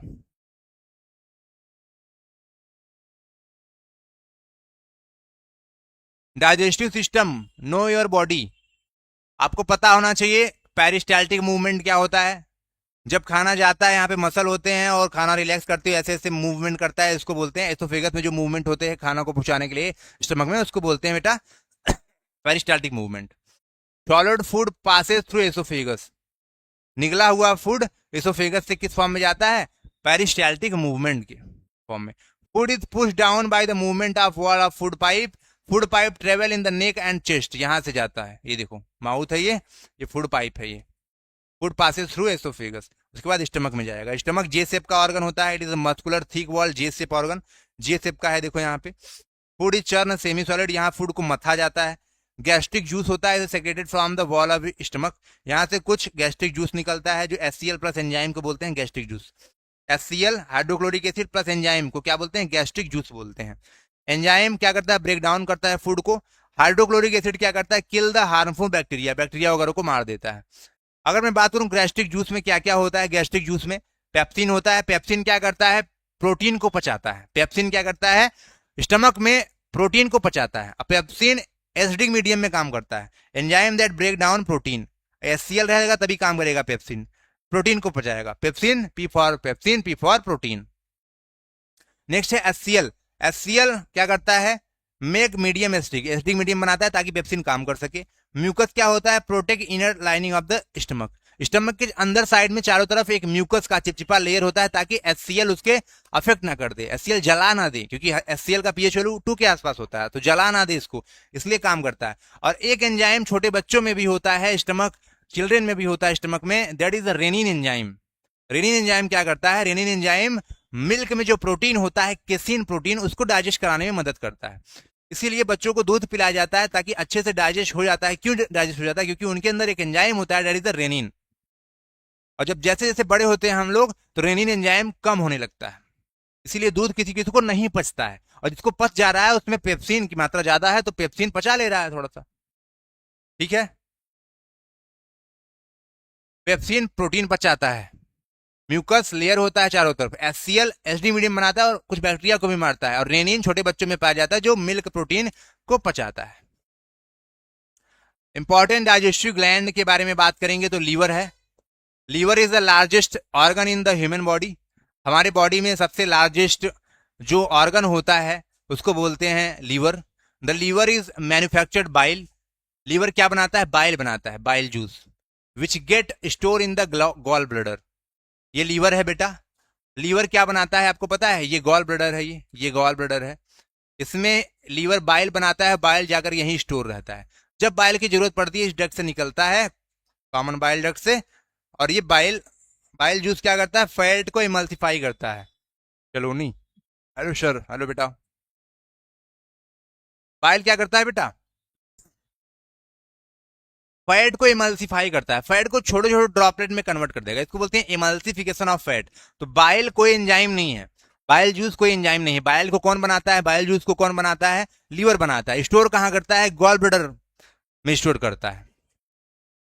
From the gall bladder bile released as when required, जब जरूरत पड़ती है, जो फैट को डाइजेस्ट कराना होता है। Food alkaline emulsified fat, bile juice का पीएच वैल्यू एल्कलाइन होता है, 7 से ज्यादा होता है। जैसे ही स्टमक से खाना आता है, एसिडिक इन्वायरमेंट रहता है, तो ये बाइल जूस निकालता है ताकि ये न्यूट्रल कर सके उसको, ठीक है। पैनक्रियाज के बारे में बात करेंगे तो pancreas is situated below the stomach, stomach के जस्ट नीचे होता है, ये है पैनक्रियाज आपका। पैनक्रियाज जूस बनाता है, पैनक्रियाटिक जूस बोलते हैं, उसमें एंजाइम होता है। It secrete pancreatic juice which contain many digestive enzyme, इसके बाद बहुत सारे डाइजेस्टिव एंजाइम होते हैं जो स्मॉल इंटेस्टाइन में खुलता है इसका सिक्रेशन। ये स्मॉल इंटेस्टाइन है, यहाँ से डक्ट बनी है जो ना, यहाँ से एंजाइम निकलेगा बन करके यहाँ पे पहुंच जाएगा स्मॉल इंटेस्टाइन में। तो बहुत सारे डाइजेशन प्रोसेस कराता है, जैसे ट्रिप्सिन निकलता है, ट्रिप्सिन प्रोटीन को पचा देता है। लाइपेज निकलता है, लाइपेज ऑयल को पचाता है, लिपिड को, फैट को ब्रेक डाउन करता है। पैनक्रियाटिक एमाइलेज, स्मॉल इंटेस्टाइन में स्टार्च जो भी बचा है पच जाएगा, ब्रेक डाउन कर दिया जाएगा, ग्लूकोज में कन्वर्ट हो जाएगा डायरेक्टली। ट्रिप्सिन प्रोटीन को पचाता है, लाइपेज फैट को पचाता है, पैनक्रियाटिक एमाइलेज स्टार्च को पचाता है इन द स्मॉल इंटेस्टाइन। ये आपका पैनक्रियाटिक ग्लैंड का काम हो गया, पैनक्रियाटिक जूस का काम हो गया। उसके बाद आते हैं स्मॉल इंटेस्टाइन में, बात करते हैं the site of complete digestion of nutrient. ठीक है, थोड़ा सा ब्रेक लेंगे, ब्रेक के ऐसे बताए रहेंगे। देखो, ये जो आपको इंटेस्टाइन दिख रहा है ना, ये है स्मॉल इंटेस्टाइन, ये चाउमीन जैसा जो बहुत सारा दिख रहा है। ये डायमीटर में तो स्मॉल होता है, इसलिए बोलते हैं स्मॉल इंटेस्टाइन, लेकिन लेंथ में बहुत बड़ा होता है। और जो लार्ज होता है ना, लार्ज इंटेस्टाइन होता है, ये डायमीटर में बड़ा होता है, लेंथ में छोटा होता है। ठीक है, तो डायमीटर को ही हिसाब से बताया गया है, ये स्मॉल है और ये लार्ज है। ठीक है, बात कर रहे हैं स्मॉल इंटेस्टाइन के बारे में। हाईली क्वाइल्ड ऑर्गन होता है, ये 7.5 मीटर का होता है। कितने का होता है? 7.5 मीटर लेंथ का होता है। Receive secretion from the liver and pancreas. इसमें किसके सिक्रेशन आते हैं? लीवर से आते हैं, बाइल जूस का सिक्रेशन आता है गॉल ब्लैडर से, और पैंक्रियाटिक जूस आता है। Increase wall finger like outgrowth called villi. इसके अंदर के साइड देखोगे ना, तो इसके वॉल में ऐसे ऐसे स्ट्रक्चर होंगे, इसको बोलते हैं विलाई। क्या बोलते हैं? विलाई। ये देखो विलाई है। विलाई के अंदर बहुत सारा ब्लड की सप्लाई, कैपिलरी सप्लाई होती है, लैक्टिल्स बोलते हैं, कैपिलरी सप्लाई होती है। यहां से एब्जॉर्प्शन करने में सरफेस एरिया बढ़ गया बेटा, यहाँ पे खाना चिपक जाएगा और एब्जॉर्ब करेगा। और यहाँ पे देखोगे ना, छोटे छोटे माइक्रो विलाई होते हैं, देखो ऐसे ऐसे विलाई के ऊपर छोटे छोटे ऐसे माइक्रो विलाई होते हैं जो एब्जॉर्प्शन को बढ़ाते हैं। एंटेरोसाइट होते हैं, एब्जॉर्ब डाइजेशन न्यूट्रिएंट करते हैं। ब्लड वेसल भी इसमें होता है, देखो ब्लड वेसल मतलब बहुत सारे नसें सप्लाई होती हैं। क्रिप्स, क्रिप्स मतलब जो धसा हुआ पार्ट है, यहाँ पे क्रिप्स ऑफ फ्लूबरकोन बोलते हैं। धसा हुआ पार्ट को क्या बोलते हैं? क्रिप्स बोलते हैं, गड्ढा बोलते हैं। ठीक है, तो ये विलाई क्या करता है? सरफेस एरिया को बढ़ा देता है। फिंगर लाइक स्ट्रक्चर होता है, देखो हाथ अंगुली के जैसा दिख रहा है, ये सरफेस एरिया को बढ़ा देगा, यहाँ खाना अच्छे से एब्जॉर्ब होकर के ब्लड में चला जाएगा। विलाई के ऊपर माइक्रो विलाई होते हैं, छोटे छोटे हेयर लाइक स्ट्रक्चर होते हैं। ठीक है, याद रहेगा सभी को। Villi have small network of blood vessel. Villus के पास बहुत सारा ब्लड वेसल होता है। Absorb food by villus transfer the body blood vessel. जैसे ही यहां से एब्जॉर्ब होता है, ब्लड में चला जाता है digested food. Side final digestion, small intestine में फाइनल डाइजेशन होता है। अगर आपसे कोई पूछे फाइनल डाइजेशन कहां होता है, स्मॉल इंटेस्टाइन में होता है। सिक्रीट इंटेस्टाइनल जूस, इंटेस्टाइन कुछ जूस निकालता है जो फर्दर डाइजेशन में, टर्मिनल डाइजेशन में, लास्ट डाइजेशन में रोल प्ले करता है। जैसे इंटेस्टाइनल जूस कन्वर्ट, अगर प्रोटीन है तो डायरेक्ट अमीनो एसिड में कन्वर्ट कर देगा, क्योंकि बहुत सारे जब अमीनो एसिड मिलते हैं बेटा तो प्रोटीन बनता है। तो प्रोटीन को डाइजेस्ट करेगा तो अमीनो एसिड तो बनेगा। फैट बना होता है फैटी एसिड ग्लिसरॉल से, तो फैट तोड़ दिया जाएगा फैटी एसिड और ग्लिसरॉल में। कार्बोहाइड्रेट तोड़ दिया जाएगा ग्लूकोज में। ठीक है बेटा, तो यहां पे डाइजेशन एंड हो चुका होता है। सारी चीजें amino acid, fatty acid, glycerol, glucose सब ब्लड में चला जाएगा, यहां से अब्जॉर्ब कर लिया जाएगा विलाई के थ्रू। ठीक, वेरी गुड। चलो आगे चलते हैं। The final step absorption and elimination. Absorb कर लिया गया, उसके बाद अब हटाया जाएगा। ये है लार्ज इंटेस्टाइन बेटा। ठीक है, large intestine is smaller than the small intestine. ये छोटा होता है, डायमीटर बस बड़ा होता है इसका। Undigested food goes into the large intestine.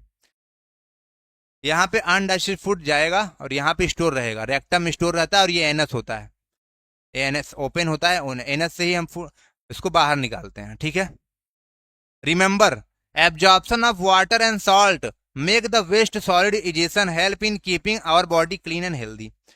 Water का एब्जॉर्प्शन और सॉल्ट का एब्जॉर्प्शन कहाँ होता है? लार्ज इंटेस्टाइन में होता है, पानी को एकदम एब्जॉर्ब कर लेता है। Some water and salt are absorbed by the wall of the large intestine. After that, the undigested food goes through rectum. यहाँ पर rectum होता है, इसमें स्टोर कर दिया जाएगा सॉलिड फॉर्म में। From where it is expelled out through the anus. anus के थ्रू ये बाहर निकलता रहेगा, डिफिकेशन बोलते हैं उसको। Large intestine absorb excess of water. अगर पानी ज्यादा है तो ये एब्जॉर्ब कर लेगा, सोख लेगा पानी को। The rest of the material removed from the body by the anus, egestion बोलेंगे। और जब रेस्ट ऑफ द मटेरियल को इजेशन कर दिया जाएगा, बाहर निकाल दिया जाएगा, उसको बोलेंगे इजेशन या डिफिकेशन बोलते हैं। क्या बोलते हैं? डिफिकेशन बोलते हैं। स्टूल पास करना है, फीकल मटेरियल को पास करना बोलते हैं। ठीक है, कम वाटर है, ये तो हो गया, ये तो हो गया ना। लार्ज इंटेस्टाइन के कितने पार्ट होते हैं? सीकम होता है, ये है सीकम पार्ट, यहाँ पे इसको बोलते हैं सीकम, ये अपेंडिक्स होता है। अगर इसमें खाना चला जाए, फंस जाए, तो इसमें इन्फेक्शन हो जाता है, इसको बोलते हैं अपेंडिसाइटिस। इसको काट करके डॉक्टर निकाल देते हैं, अपेंडिक्स बोलते हैं ना। ये पार्ट सीकम है। ये यहाँ वाला पार्ट इसको कोलन बोलते हैं, और ये रेक्टम का पार्ट है। सीकम, कोलन और रेक्टम। तो लार्ज इंटेस्टाइन में 3 पार्ट होते हैं। सीकम, सीकम में क्या होता है? It is a small sac like structure containing symbiotic micro organism vermiform appendix vestigial organ to अचेट। ये वेस्टिजियल ऑर्गन है हमारे अंदर। पहले के जमाने में हम लोग सेलुलोज खाते थे, घास वगैरह, तो डाइजेशन होता था यहाँ पे, लेकिन अब नहीं होता, अब डाइजेशन नहीं होता। तो ये कौन सा वेस्टिजियल ऑर्गन है? कोलन, कोलन ये पूरा पार्ट होता है। इट डिवाइडेड 4 असेंडिंग कोलन, ऊपर चढ़ रहा है तो असेंडिंग कोलन, ये ट्रांसफर कोलन, और ये डिसेंडिंग कोलन नीचे की तरफ आ रहा है। और ये होता है एक होता है सिग्मोइड कोलन, ये ऐसे होता है सिग्मोइड कोलन। रेक्टम क्या होता है? यहाँ स्टोर होता है वेस्ट मटेरियल। मैं एकदम इन डिटेल में पढ़ा रहा हूँ डाइजेशन को। ये हम लोगों ने देख लिया, एक ब्रीफ इंट्रोडक्शन देख लेते हैं ब्रीफ में। सबसे पहले माउथ में गया, बक्कल कैविटी में। Food enter the mouth, teeth chew the food, tongue mix it, saliva is bolus, bolus form में। जब खाना लुगदी फॉर्म में हो जाएगा तो बोलस फॉर्म बोलते हैं। ये एनसीईआरटी का डायग्राम है बेटा। ये टंग होता है, ये माउथ होता है, बक्कल कैविटी, इसोफेगस है, पेरिस्टाल्टिक मूवमेंट है, ये स्टमक है। स्टमक के बाद बेटा ये डायफ्राम होता है, डायफ्राम ये होता है, डायफ्राम, ये डायफ्राम एक बैंड लगी होती है। गॉल ब्लैडर ये होता है, लीवर ये है बेटा, बाइल डक्ट ये होता है, बाइल डक्ट, लीवर ये है, पैनक्रियाज ये है बेटा, स्मॉल इंटेस्टाइन बेटा ये होता है, लार्ज इंटेस्टाइन बेटा ये है, और एनस ये है, अपेंडिक्स आपको पता ही है ये है। Good digestion lead to good health. अगर आपका डाइजेशन सही है तो आपका दिमाग वगैरह अच्छे से काम करेगा। इसोफेगस में जाएगा, उसके बाद खाना स्टमक में जाएगा, लीवर में जाएगा। लीवर क्या बनाता है? बाइल जूस बनाता है। लीवर 1500 ग्राम के आसपास होता है। पैनक्रियाज पैंक्रियाटिक जूस बनाता है, प्रोटीन, फैट और कार्बोहाइड्रेट। स्मॉल इंटेस्टाइन क्या करता है बेटा? डाइजेशन को करवाता है पूरा। लार्ज इंटेस्टाइन क्या होता है? अपेंडिक्स क्या होता है? एनएस क्या होता है? ये सारी चीजें डिस्कस हो चुके हैं आपको। चलिए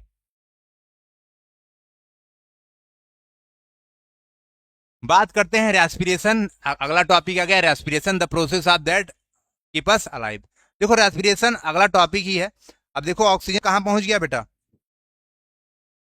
ऑक्सीजन पहुंच गया कहाँ?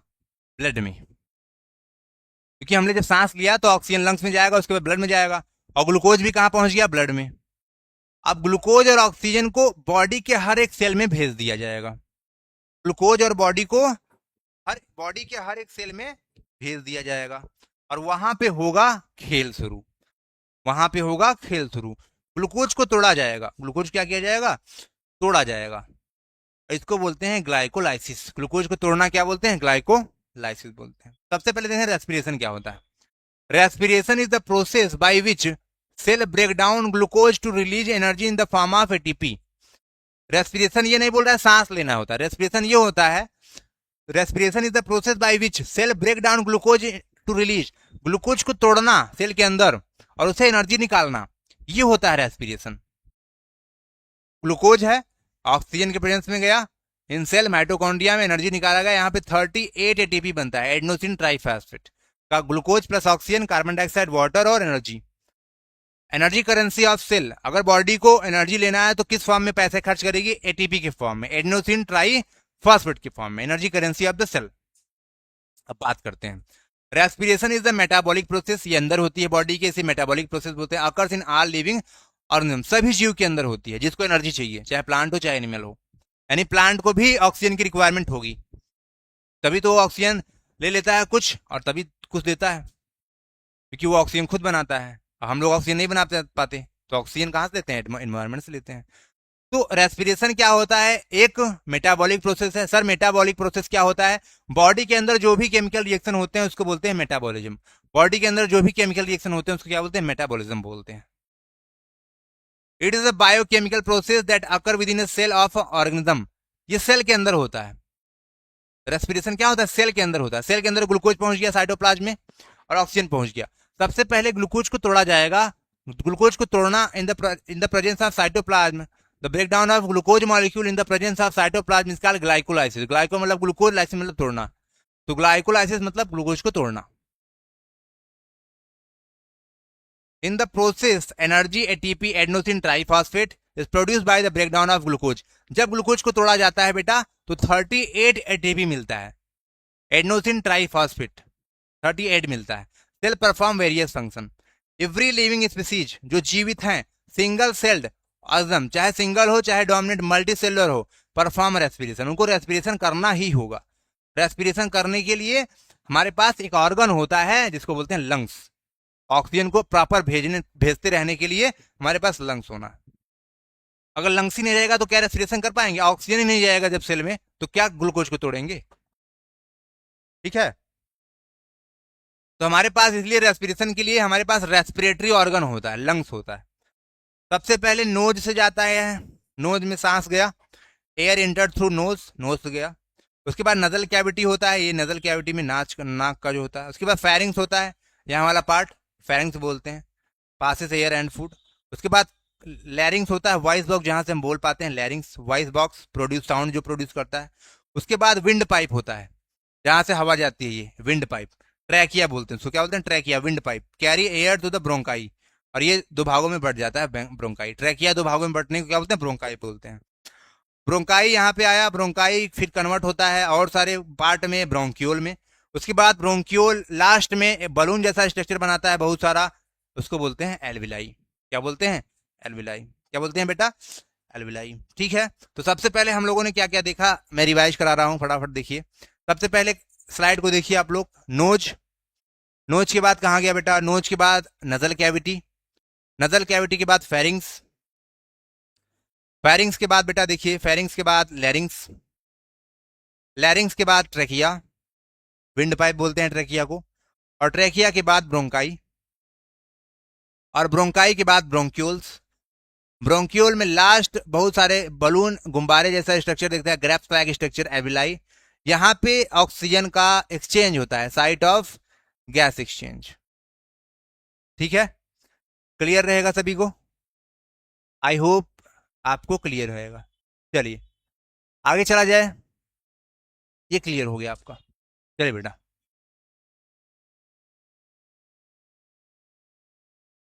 एक्सटर्नल नॉस्ट्रिल, नाक जो होता है for the intake of air, यहां से एयर गया एक्सटर्नल नॉस्ट्रिल में। उसके बाद नजल चेंबर में गया, ये फेरिंग्स वाला पार्ट होता है। लैरिंग्स में जहां वॉइस बॉक्स होता है। उसके बाद इपिग्लॉटिस होता है, यहाँ इपिग्लॉटिस क्या होता है? एक फ्लैप होता है, इसका ओपनिंग होता है। विंड पाइप का ओपनिंग को क्या बोलते हैं? इपिग्लॉटिस। यहाँ फ्लैप होता है ताकि खाना इसमें ना चला जाए ना। विंड पाइप के बाद ब्रोंकाई, ब्रोंकाई के बाद ब्रोंक्यूल, और ब्रोंक्यूल के बाद लास्ट में क्या होता है? यहाँ पे एल्विलाई। एल्विलाई से ऑक्सीजन डायरेक्टली चला जाता है कहाँ? ब्लड में। फेरिंग्स ये सब पढ़ लेना बेटा, एपिग्लॉटिस, ब्रोंकियल, लास्ट में एल्विलाई होता है। ठीक है, रेस्पिरेशन में सबसे पहले क्या होता है? गैस का एक्सचेंज होता है एल्विलाई में। ऑक्सीजन को ब्लड में भेजा जाएगा और कार्बन डाइऑक्साइड को रिसीव किया जाएगा। ठीक, सेलुलर रेस्पिरेशन क्या होता है? ब्रेकडाउन होता है सिंपल फूड एनर्जी में, यहाँ पे जाएगा ऑक्सीजन सेल में जाएगा। ठीक है, चलिए आगे चला जाए। टाइप ऑफ रेस्पिरेशन, अगर ग्लूकोज को ऑक्सीजन के प्रेजेंस में तोड़ा जाएगा तो उसको बोलेंगे एरोबिक रेस्पिरेशन। अगर ग्लूकोज को ऑक्सीजन के प्रेजेंस में ब्रेकडाउन किया जाएगा तो उसको बोलेंगे oxygen. Require oxygen takes place mainly mitochondria, mitochondria में जनरली होता है ये। Produce more energy, high yield of ATP, यहाँ पे ज्यादा एनर्जी निकलता है और एटीपी भी ज्यादा जनरेट होता है। ठीक है, अगर ऑक्सीजन का यूज नहीं हो रहा है ग्लूकोज को तोड़ने में, एनारोबिक रेस्पिरेशन बोलेंगे। एनएरोबिक मतलब ऑक्सीजन नहीं है। Does not require oxygen, takes place in cytoplasm, क्यों? ये साइटोप्लाज्म में होता है, माइटोकॉन्ड्रिया की रिक्वायरमेंट नहीं होती है। Produce less energy, low yield of ATP, यहाँ पे एनर्जी कम बनती है, यहाँ पे एनर्जी कम बनती है। क्लियर? चलो, साइट ऑफ रेस्पिरेशन, सबसे पहले होगा breakdown of glucose into pyruvate. Glucose को साइटोप्लाज्म में तोड़ दिया जाएगा और पायरुविक एसिड बन जाएगा। ये 6 कार्बन एटम का होता है, ये 3 कार्बन एटम का होता है। The step happen in the cytoplasm. Breakdown of glucose molecule into the pyruvic acid it is in the cytoplasm, cytoplasm में हो चुका होता है। Glucose molecule in the breakdown of the pyruvic acid. Glucose molecule is compose 6 carbon atom, pyruvic acid composed of 3 carbon atom. ये 6 carbon का होता है, ये 3 कार्बन का, यहाँ पे 2 मॉलिक्यूल बनते हैं पायरुविक एसिड के ना।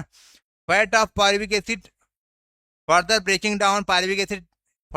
अब पायरुविक एसिड बन गया बेचा, इसको माइटोकॉन्ड्रिया में भेजा जाएगा। कहाँ भेजा जाएगा? माइटोकॉन्ड्रिया में। देखो हुआ क्या, मैं फिर से बता रहा हूँ।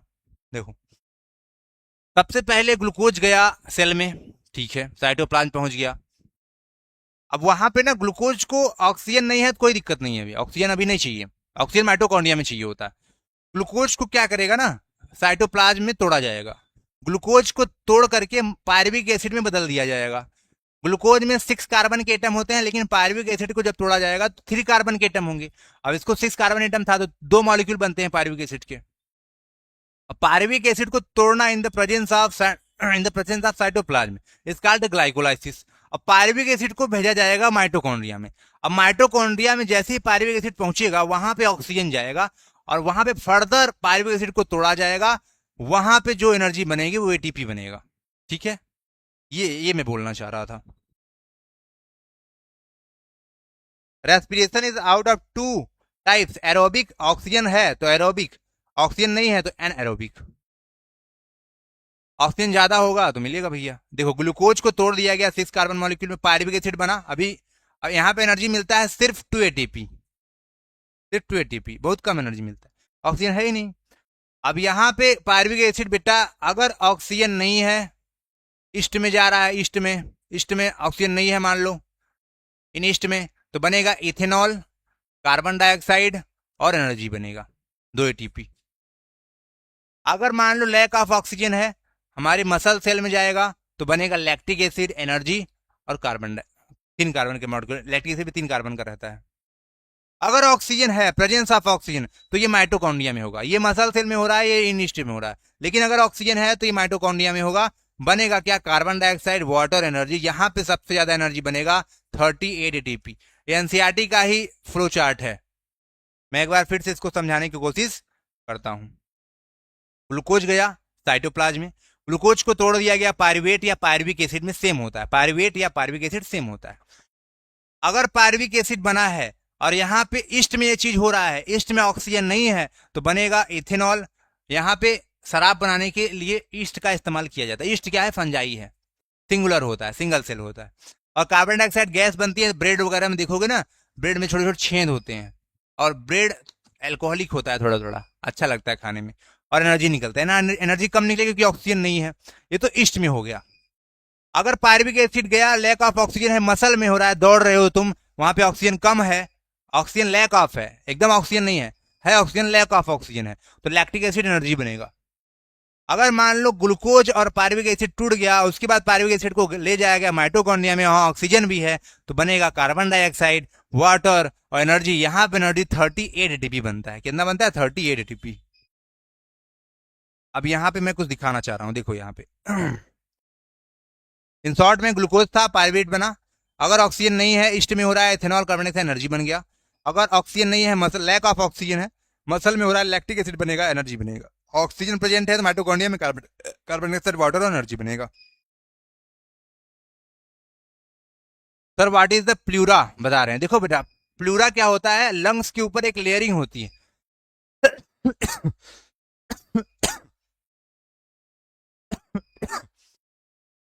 सॉरी बेटा, थोड़ा सा पानी पीने की वजह से हो गया। प्लूरा बेटा जो होता है, लंग्स के ऊपर एक कवरिंग होती है, फ्लूइड होता है, ताकि लंग्स में झटका ना लगे। तो लंग्स के ऊपर एक प्रोटेक्टिव लेयरिंग होती है, उसमें लिक्विड भरा होता है, प्लूरा मेम्ब्रेन बोलते हैं। प्लूरा होता है, वो डबल मेम्ब्रेन होता है, ठीक है। तो प्लूरा कुछ नहीं है बेटा, वहां पे एक कवरिंग होती है, ठीक है। बात करते हैं एरोबिक रेस्पिरेशन की, बात करते हैं एरोबिक रेस्पिरेशन की। Takes place in the presence of oxygen, यहाँ पे ऑक्सीजन की रिक्वायरमेंट होती है। अकर्स इन माइटोकॉन्ड्रिया, अगर ऑक्सीजन है तो माइटोकॉन्ड्रिया में होगा। क्या क्या बनता है, कार्बन डाइऑक्साइड, वाटर बनता है। More amount of energy 38 ATP बनता है। यहाँ पे ग्लूकोज है, ऑक्सीजन है, डायरेक्टली कार्बन डाइऑक्साइड, वाटर और एनर्जी लिख दिए हम, ये हाई एनर्जी रिलीज होता है, यहाँ पे 38 एटीपी बनता है। अगर मैं बात करूं एनारोबिक रेस्पिरेशन की बेटा, takes place in absence of oxygen, यहाँ ऑक्सीजन नहीं होता है, ये केवल साइटोप्लाज्म में ही हो जाता है। इन प्रोडक्ट एल्कोहल हो सकता है, लैक्टिक एसिड। अगर ईस्ट है तो एल्कोहल बनेगा, और मसल सेल में है तो लैक्टिक एसिड बनेगा। Less amount of energy release होता है, कम एनर्जी मिलता है। ग्लूकोज को डायरेक्टली एल्कोहल में कन्वर्ट कर दिया, कार्बन डाइऑक्साइड, एनर्जी मिला। ये कहाँ हो रहा है, ईस्ट में हो रहा है, एल्कोहल बनेगा तो ईस्ट में होगा, ठीक है। ये बेटा अपना देख लेना, आपका सबसे पहले नजल पैसेज है, माउथ कैविटी में तो जाता नहीं है। फेनिंग्स में जाएगा, उसके बाद लैरिंग्स में वॉइस बॉक्स में जाएगा, ब्रोंकाई सबसे पहले ट्रैकिया में जाएगा, ट्रैकिया में विंड पाइप, ट्रैकिया जब डिवाइड करती है लेफ्ट ब्रोंकाई और राइट ब्रोंकाई में, ब्रोंकाई के बाद ब्रोंक्यूल बनता है, ब्रोंक्यूल के बाद एल्वेलर सैक, एल्वेलाई गुम्बारे जैसे स्ट्रक्चर बनते हैं। ये जो फ्लैप आपको दिख रहा है बेटा, इसको बोलते हैं डायाफ्राम। ये रबर का फ्लैप होता है। जब हम सांस लेते हैं, ये फ्लैप क्या होता है ना, जब सांस लोगे तो फ्लैप ऐसे हो जाएगा, रिलैक्स हो जाएगा, जब आप सांस छोड़ोगे तो डोम शेप में हो जाएगा। तो डोम शेप में रहता है ये। जब सांस भरोगे तो नीचे चला जाएगा, फ्लैट हो जाएगा। इनहेलेशन क्या होता है? सांस को अंदर लेना। जैसे सांस को लोगे, इनहेलेशन मतलब air enter the lungs, thoracic cavity बढ़ जाएगा। देखो सांस लो, सांस लोगे तो ये फूल जाएगा, थोरेसिक कैविटी बढ़ जाएगा। थोरेसिक कैविटी जब बढ़ेगा बेटा, रिप्स मूव अपवर्ड आउटवर्ड, ये रिप्स जो है बेटा ऊपर की तरफ आ जाएगा। डायफ्राम फ्लैटन, और डायफ्राम ऐसे हो जाएगा। डायफ्राम जैसे ऐसे, देखो ऐसे था डायफ्राम, ऐसे फिर से सांस लोगे ऐसे होगा डायफ्राम, ठीक है। Volume of lung increase and enter the air, जैसे ही वॉल्यूम इंक्रीज होगा और लंग्स के अंदर एंटर होगा। एक्सहेलेशन क्या होता है? सांस छोड़ना, उल्टा हो जाएगा, थोरेसिक कैविटी कॉन्ट्रैक्ट। देखो सांस छोड़ोगे तो आपका पिचक जाएगा, प्रेशर लगेगा अंदर की तरफ, रिप्स मूव डाउनवर्ड हो जाएगा। डोम्स ऐसे हो जाएगा, फिर से ऐसे था तो ऐसे हो जाएगा, फिर से वॉल्यूम डिक्रीज कर जाएगा, तभी तो गैस बाहर निकले। वॉल्यूम डिक्रीज करेगी, प्रेशर बढ़ जाएगा। ये पढ़ लेना अपना, कैसे कैसे एक्सपेल हो रहा है। ट्रांसपोर्टेशन क्या होता है? हमारे ब्लड के बारे में बात हो रहा है। ट्रांसपोर्टेशन में क्या क्या चीजें आती हैं? ब्लड आता है, ब्लड वेसल आता है, नसें आती हैं, और द हार्ट आता है। हार्ट ही तो पंपिंग एक्शन करता है। हार्ट क्या करता है? पंप करता है। हार्ट क्या करता है बेटा?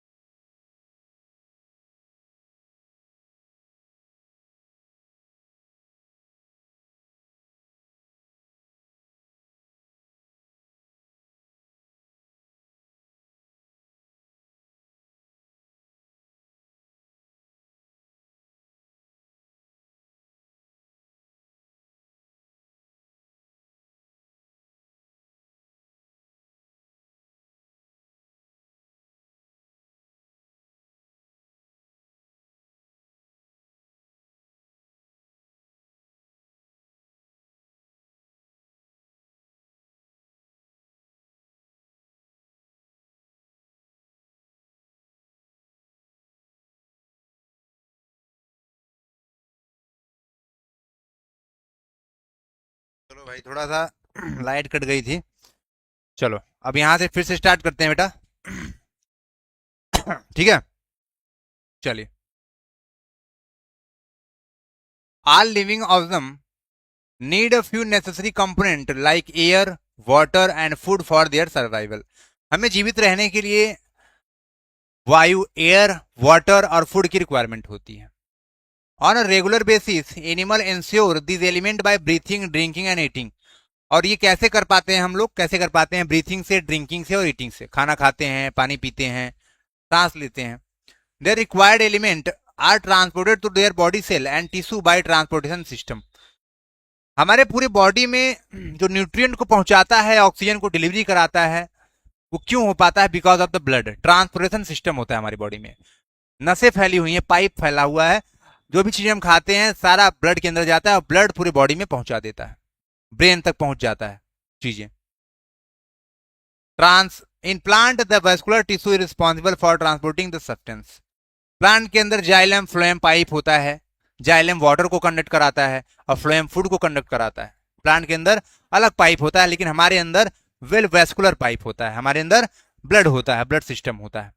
Transportation in humans, transportation in humans is done by the circulatory system. हमारे बॉडी में सर्कुलेटरी सिस्टम होता है। हमारे अंदर हमारे अगर बॉडी के अंदर ट्रांसपोर्टेशन कैसे होता है? सर्कुलेटरी सिस्टम होता है। The circulatory system in human mainly consisting of blood vessel and the heart. हमारी बॉडी के अंदर जो सर्कुलेटरी सिस्टम होता है किससे किससे बना होता है? ब्लड से बना होता है। ब्लड वेसल, कुछ नसें होती हैं, और हार्ट से बना। तीन ही चीज तो है। ब्लड है, ब्लड क्या करता है? Carry oxygen, nutrient, hormone and remove waste product. Blood के अंदर क्या क्या होता है? ऑक्सीजन होता है, न्यूट्रिएंट होता है, कुछ हार्मोन होते हैं और remove waste product. Waste product को बाहर कर दिया जाता है। ब्लड वेसल की बात करेंगे तो आर्टरी होता है, आर्टरी, वेन्स होता है, वेन्स जो हमारे बाहर जो होता है वेन्स होता है, जो हम देख पाते हैं नस वो वेन्स होता है।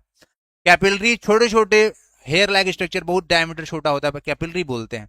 Transport the blood through out the body, पूरे बॉडी में ब्लड फैला हुआ है, पूरे बॉडी में क्या हुआ है? ब्लड बेटा फैला हुआ है। क्लियर? हार्ट क्या करता है? Heart pump blood to all part of the body and maintain the circulation. Heart is the main organ जो पंप करता है। हार्ट की वजह से अगर हार्ट एक सेकेंड के लिए रुक जाए, हार्ट कहानी खत्म हो जाएगी। ऐसा कौन सा ऑर्गन है जो बॉडी में कभी थकता ही नहीं है, लैक्टिक एसिड नहीं बनता इसमें? हार्ट में। Clear? Transportation, the process of transporting essential substance to different part of the body. Transportation कुछ नहीं है, ट्रांसपोर्टेशन बॉडी में सारे जगह चीजों को पहुंचा देना, मटेरियल को पहुंचा देना जो बॉडी के लिए नीड है, और वेस्ट मटेरियल को लेकर के आना, बाहर निकाल देना, ये होता है ट्रांसपोर्टेशन। ब्लड के बारे में बात करेंगे बेटा, the life sustaining fluid. About blood, blood is fluid connective tissue. एक ऑर्गन से दूसरे ऑर्गन को जो कनेक्ट करता है उसको बोलते हैं कनेक्टिव टिश्यू। ब्लड एक ऑर्गन से दूसरे ऑर्गन तक पहुंच पाता है कुछ चीजें लेकर के, इसको बोलते हैं कनेक्टिव। ब्लड एक ऐसा फ्लूइड कनेक्टिव टिश्यू है जो तरल होता है। Blood is a fluid connective tissue. Blood क्या है? फ्लूइड कनेक्टिव टिश्यू है। It transport oxygen and nutrient, ये क्या करता है? ऑक्सीजन और न्यूट्रिएंट को ट्रांसपोर्ट करता है to the cell and carry away carbon dioxide and other waste product. हमारे बॉडी के सेल तक न्यूट्रिएंट और ऑक्सीजन को लेके जाएगा और वहां से जो कार्बन डाइऑक्साइड रिलीज हुआ है उसको बाहर लेकर के लंग्स तक लेकर के आएगा, बाहर छोड़ देगा carbon dioxide. Thicker and sticker, blood जो है थिक होता है, स्टिकर होता है। टेम्परेचर कितना होता है ब्लड का? 38 डिग्री सेल्सियस, 100.4 फारेनहाइट। 37 के आसपास होना चाहिए, 38 के आसपास होम्योस्टेसिस करके रहता है। ब्लड का पीएच वैल्यू 7.4 होता है, स्लाइटली अल्कलाइन होता है, हल्का सा अल्कलाइन होता है। कलर क्या होता है? Very oxygen content. अगर ऑक्सीजन ज्यादा है तो ब्राइट रेड रहेगा, जिस ब्लड में ऑक्सीजन ज्यादा रहेगा ब्राइट रेड रहेगा, और अगर लेस ऑक्सीजन है तो डार्क रेड रहेगा। ठीक है? वॉल्यूम कितना होता है?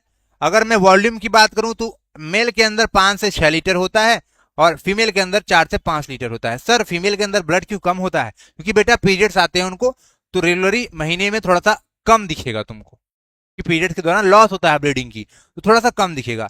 इसीलिए मेल के अंदर 5 से 6 लीटर ब्लड होता है और फीमेल के लिए 4 to 5 लीटर, ये नॉर्मल है बेटा।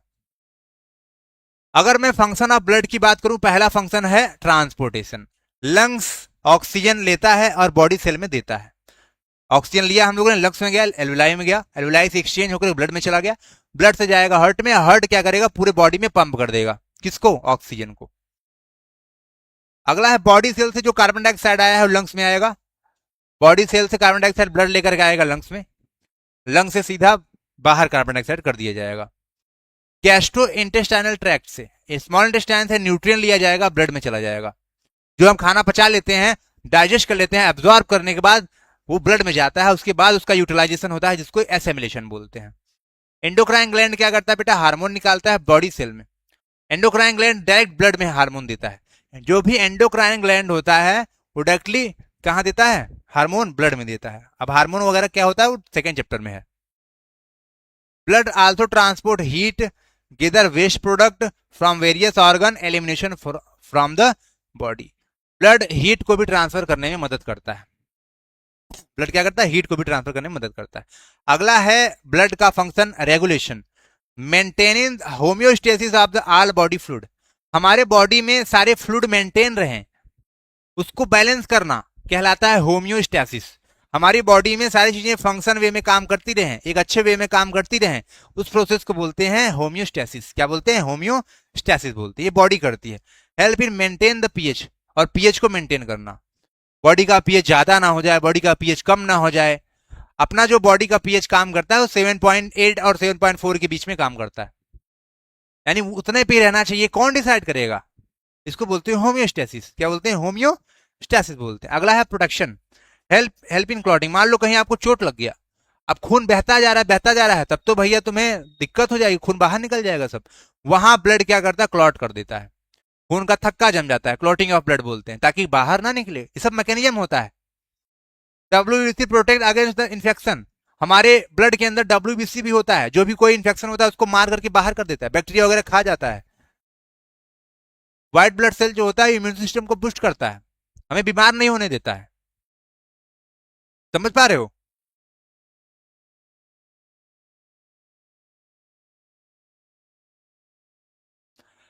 Component of blood.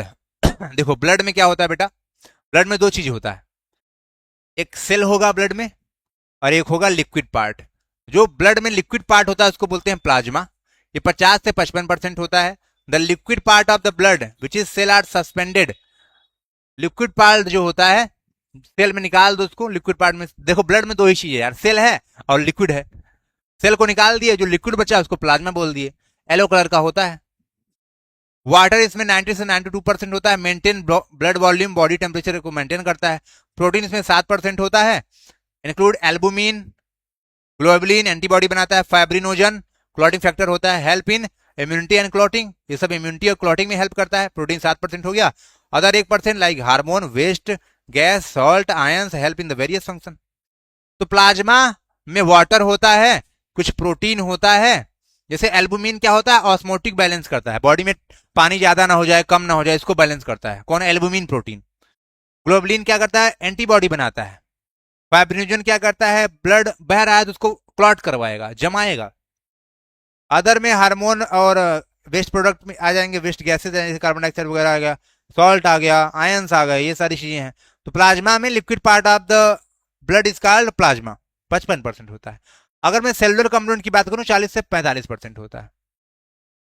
The formed element of blood जो बचा है, रेड ब्लड सेल होता है, रेड ब्लड काप्सल बोलते हैं। ये इसके अंदर हीमोग्लोबिन होता है, तभी रेड दिखता है। ये हीमोग्लोबिन होता है इसके अंदर। आयरन की प्रोफाइलिंग रिंग होती है, आयरन होता है इसमें, बोल सकते हैं। Transport oxygen from the lungs to all tissue of the body and return carbon dioxide back to the lung. ये ऑक्सीजन को ट्रांसपोर्ट करता है और कार्बन डाइऑक्साइड को लेकर के आता है। ठीक है।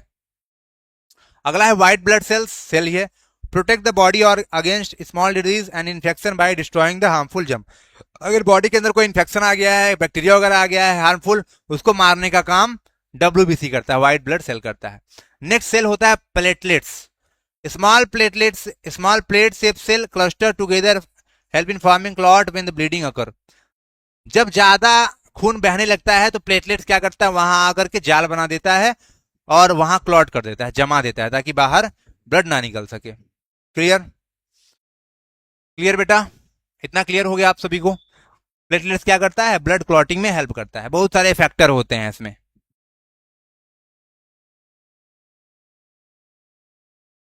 अब यहां सब सेफ है, इसको पढ़ लेना। रेड ब्लड सेल को इरेथ्रोसाइट भी पढ़ते हैं, प्लेटलेट्स को थ्रोम्बोसाइट भी पढ़ते हैं, व्हाइट ब्लड सेल को बेसोफिल, बहुत प्रकार के एग्रेनुलोसाइट, ग्रेनुलोसाइट भी होता है। ग्रेनुलोसाइट जिसमें दाने होंगे उसको बोलेंगे ग्रेनुलोसाइट। ऑर्गेनुलोसाइट जिसमें दाने नहीं होंगे, जैसे लिम्फोसाइट, मोनोसाइट, ऑर्गेनोसाइट है। बेसोफिल, न्यूट्रोफिल, यूसिनोफिल, ये सब क्या होते हैं, ग्रेनुलोसाइट होते हैं। बेसोफिल क्या होता है, जैसे मान लो कहीं पे चोट लगने पे फूल जाता है तो उसको बेसोफिल में। न्यूट्रोफिल क्या करता है, ये क्या करता है, बैक्टीरिया वगैरह को खा जाता है। स्नोफिलिया जो बढ़ जाता है, यहाँ एलर्जी, अगर एलर्जी आपको हुआ है तो स्नोफिलिया बढ़ जाएगा, यूसिनोफिल बढ़ जाएगा, इससे लिए डब्ल्यूबीसी का टाइप है। ठीक है। मोनोसाइट क्या करता है, ये भी मैक्रोफेजिक नेचर का होता है, बैक्टीरिया वगैरह को खा जाता है। लिम्फोसाइट क्या होता है, एंटीबॉडी बनाता है, एंटीबॉडी क्या करता है, बंदूक होता है, बैक्टीरिया को मारने का काम करता है। चलो, ब्लड वेसल मतलब नसें कितनी होती है, हमारे बॉडी में 3 नसें होती हैं। आर्टरीज रेड कलर की होती है, वेन्स ब्लू कलर की होती है, और कैपिलरीज बहुत पतली होती है। मैं आर्टरी की बात करूं, डायरेक्शन ऑफ फ्लो क्या होता है इसका, take blood away from the heart different part of the body. Heart से जो पाइप निकल करके पूरे बॉडी में तो जाती है, हार्ट से जो पाइप निकल करके पूरे बॉडी में जाती है उसको बोलते हैं आर्टरी। यानी हार्ट से जो ब्लड पंप करेगा, जो जाएगा हार्ट से दूर, उसको आर्टरी बोलेंगे। क्या बोलेंगे, आर्टरी बोलेंगे।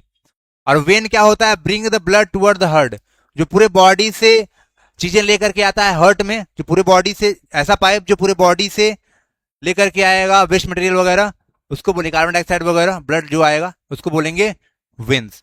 तो हार्ट से दूर की तरफ जो पाइप जाता है उसको आर्टरी बोलते हैं, और जो हार्ट के पास की तरफ आता है पाइप उसको बोलते हैं वेन्स। कैपिलरी क्या होता है? द ब्लड फ्लो आर्टरी, तो आर्ट्रियोल टू कैपिलरी, आर्टरी से छोटी जो नसें बन जाती हैं आर्ट्रियोल बोलते हैं, उसके बाद आर्ट्रियोल के बाद जो कैपिलरी में जाता है और छोटी बन जाता है उसके कैपिलरी बोलते हैं। कैपिलरी जुड़ा होता है वेन्स और आर्टरी से, ताकि जब एक्सचेंज हो पाता है वहां पे। काइंड ऑफ ब्लड, आर्टरी के अंदर ऑक्सीजन वाला ब्लड रहेगा accept pulmonary artery. Pulmonary artery में डीऑक्सीजनेटेड ब्लड होता है, ऑक्सीजन नहीं होता है वहां पे। आर्टरी ऐसा, एक ऐसा आर्टरी जिसके पास ऑक्सीजन नहीं होता है उसको बोलेंगे पल्मोनरी आर्टरी, एक्सेप्शन है, याद रखना। बाकी आर्टरी में ऑक्सीजनेटेड ब्लड ही जाएगा। वेन्स की बात करेंगे तो इसमें डीऑक्सीजनेटेड ब्लड रहता है, ऑक्सीजन नहीं रहेगा, कार्बन डाइऑक्साइड रहेगा। मतलब इन पल्मोनरी वेन, एक्सेप्शन क्या है? पल्मोनरी वेन, एक ऐसा वेन जिसमें ऑक्सीजन होता है उसका नाम है pulmonary vein. Blood changes from oxygenated to deoxygenated, यहां पे कैपिलरी में क्या होता है? ऑक्सीजनेटेड वाला ब्लड डीऑक्सीजनेटेड में चला जाता है और वेन से कैरी करके हार्ट में लेकर के आता है। ब्लड प्रेशर इसमें ज्यादा होता है क्योंकि ज्यादा प्रेशर होता है, इसमें पतला होता है। इसमें प्रेशर लो होता है क्योंकि गाढ़ा होता है। प्रेशर एक्सट्रीमली लो, यहाँ पे बहुत सारा कम प्रेशर होता है एकदम। ब्लड फ्लो यहाँ पे रैपिडली जर्क, झटके से होता है। यहाँ ब्लड फ्लो वेरी छोटा छोटा स्मॉल स्मॉल पैकेट में होता है। ब्लड फ्लो यहाँ पे स्मूथ होता है without jerk.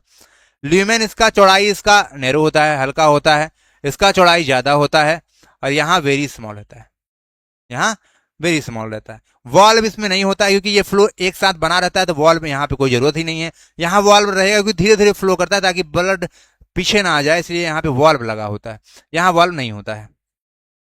Location, location artery हमेशा नीचे होती है क्योंकि इसमें प्रेशर ज्यादा है, अगर चोट लगेगी तो बहुत तेजी से ब्लड निकलेगा, इसलिए नेचर ने इसको अंदर रखा है। ये जो हमारे नस में चोट लग जाती है यही होता है मोस्टली सुपरफिशियल, जो बाहर होता है। What is nutrition? भैया न्यूट्रिशन जा करके देखो 1 मिनट वाले लेक्चर में, पहुंचो वहां पे। Form network all over the body, capillary पूरे जाल की तरफ फैली होती है, पतली होती है। द हार्ट, हार्ट के बारे में बात करेंगे तो हार्ट के पास 4 चेंबर होता है। हार्ट के पास कितने चेंबर होता है? 4 चेंबर होता है। यहां पे आ जाओ। हार्ट के पास बेटा 4 चेंबर होता है। सबसे पहले सुपीरियर वेना कावा, यहाँ ये है सुपीरियर, ऊपर वाला सुपीरियर वेना कावा यानी वेन्स होता है, और ये है इन्फीरियर वेना कावा। यहां से ब्लड आता है हार्ट में, ठीक है।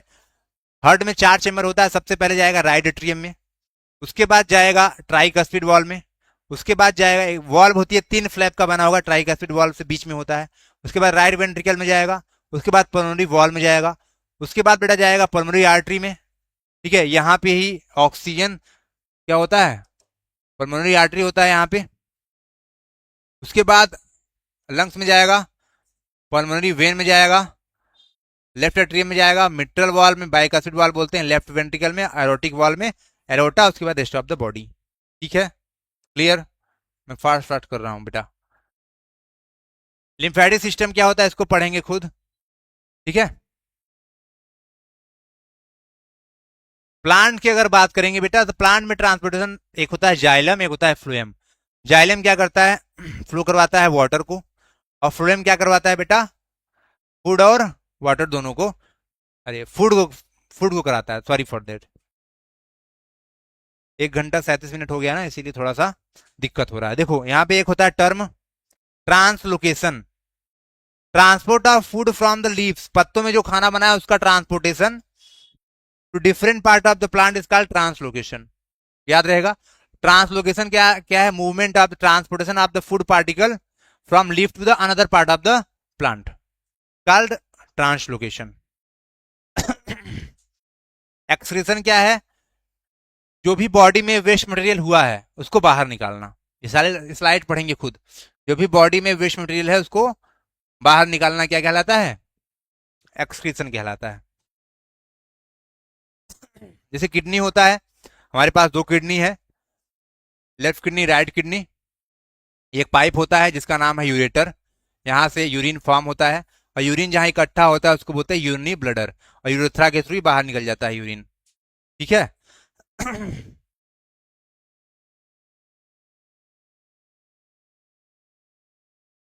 हमारे पास एक पेयर किडनी होता है, यूरेटर एक पेयर में होता है, एक एक जोड़ा होता है, यूरिनरी ब्लडर एक ही होता है, यूरेथ्रा देखो एक ही होता है।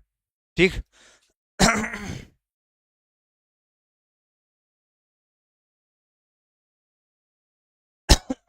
किडनी क्या होता है बेटा?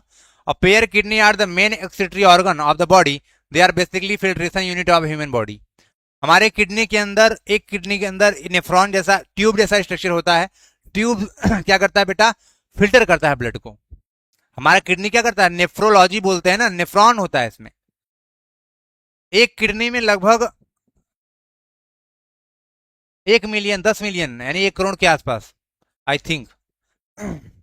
Each kidney is made up of many tiny filtration unit called nephron. इसमें नेफ्रॉन होता है, बहुत सारे छोटे छोटे होते हैं, पाइप जैसा स्ट्रक्चर, नेफ्रॉन बोलते हैं। ये एक नेफ्रॉन ऐसा दिखता है।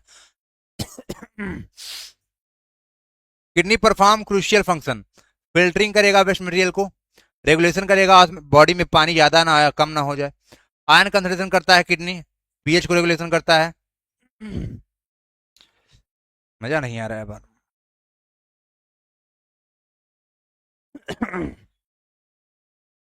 ये होता है कटोरा जैसा, इसको बोलते हैं बाउमेंस कैप्सूल। बाउमेंस कैप्सूल में जब कैपिलरी आ जाता है, ये एफरेंट आर्ट्रियोल और इफरेंट आर्ट्रियोल होता है, तो इसको बोलते हैं पूरा क्या? ग्लोमेरुलस, ग्लोमेरुलस बोलते हैं क्या बेटा?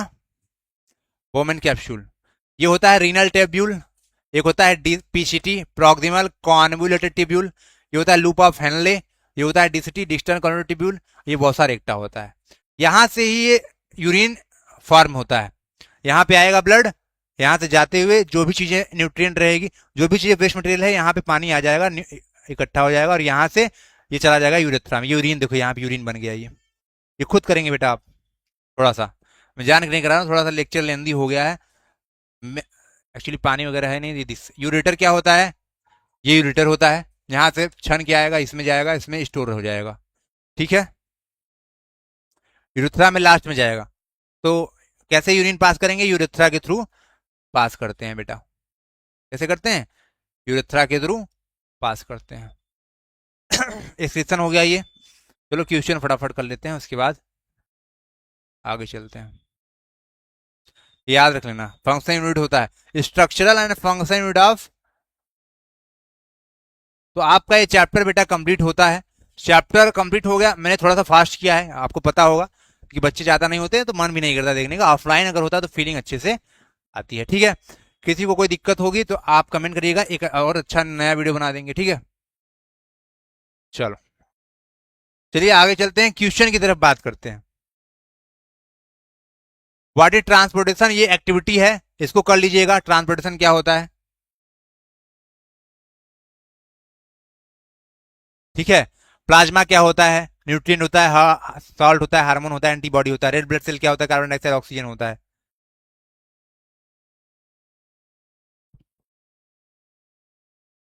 ये होता है। आर्टरी और वेन में क्या डिफरेंस है, इसको देख लेना। किडनी क्विज, इसको भी देख लेना। डायलिसिस क्या होता है, ये सब वगैरह वगैरह, इसको मैच कर लेना, मैच तो है ही है। किस टाइम ऑस्मो रेगुलेशन क्या होता है? बॉडी में बैलेंस करना, इसको भी देख लेना। एसएस ले लो इसका। किस टाइम, बताओ, what are the method used by plant to get rid excretory produce product? क्या ऐसा जो अपना एक्सेटरी प्रोडक्ट बाहर निकालती है? तो बेटा other waste product are stored as resin, नहीं। वेस्ट प्रोडक्ट में be stored in the leaves fall off. हाँ ये सही है।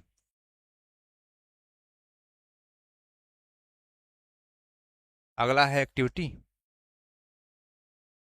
एक्टिविटी में क्या क्या है? एक्टिविटी कर लेना खुद से। ठीक है।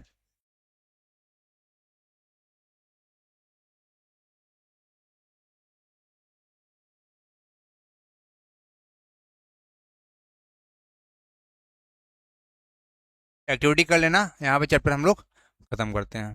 Thank you for the watching.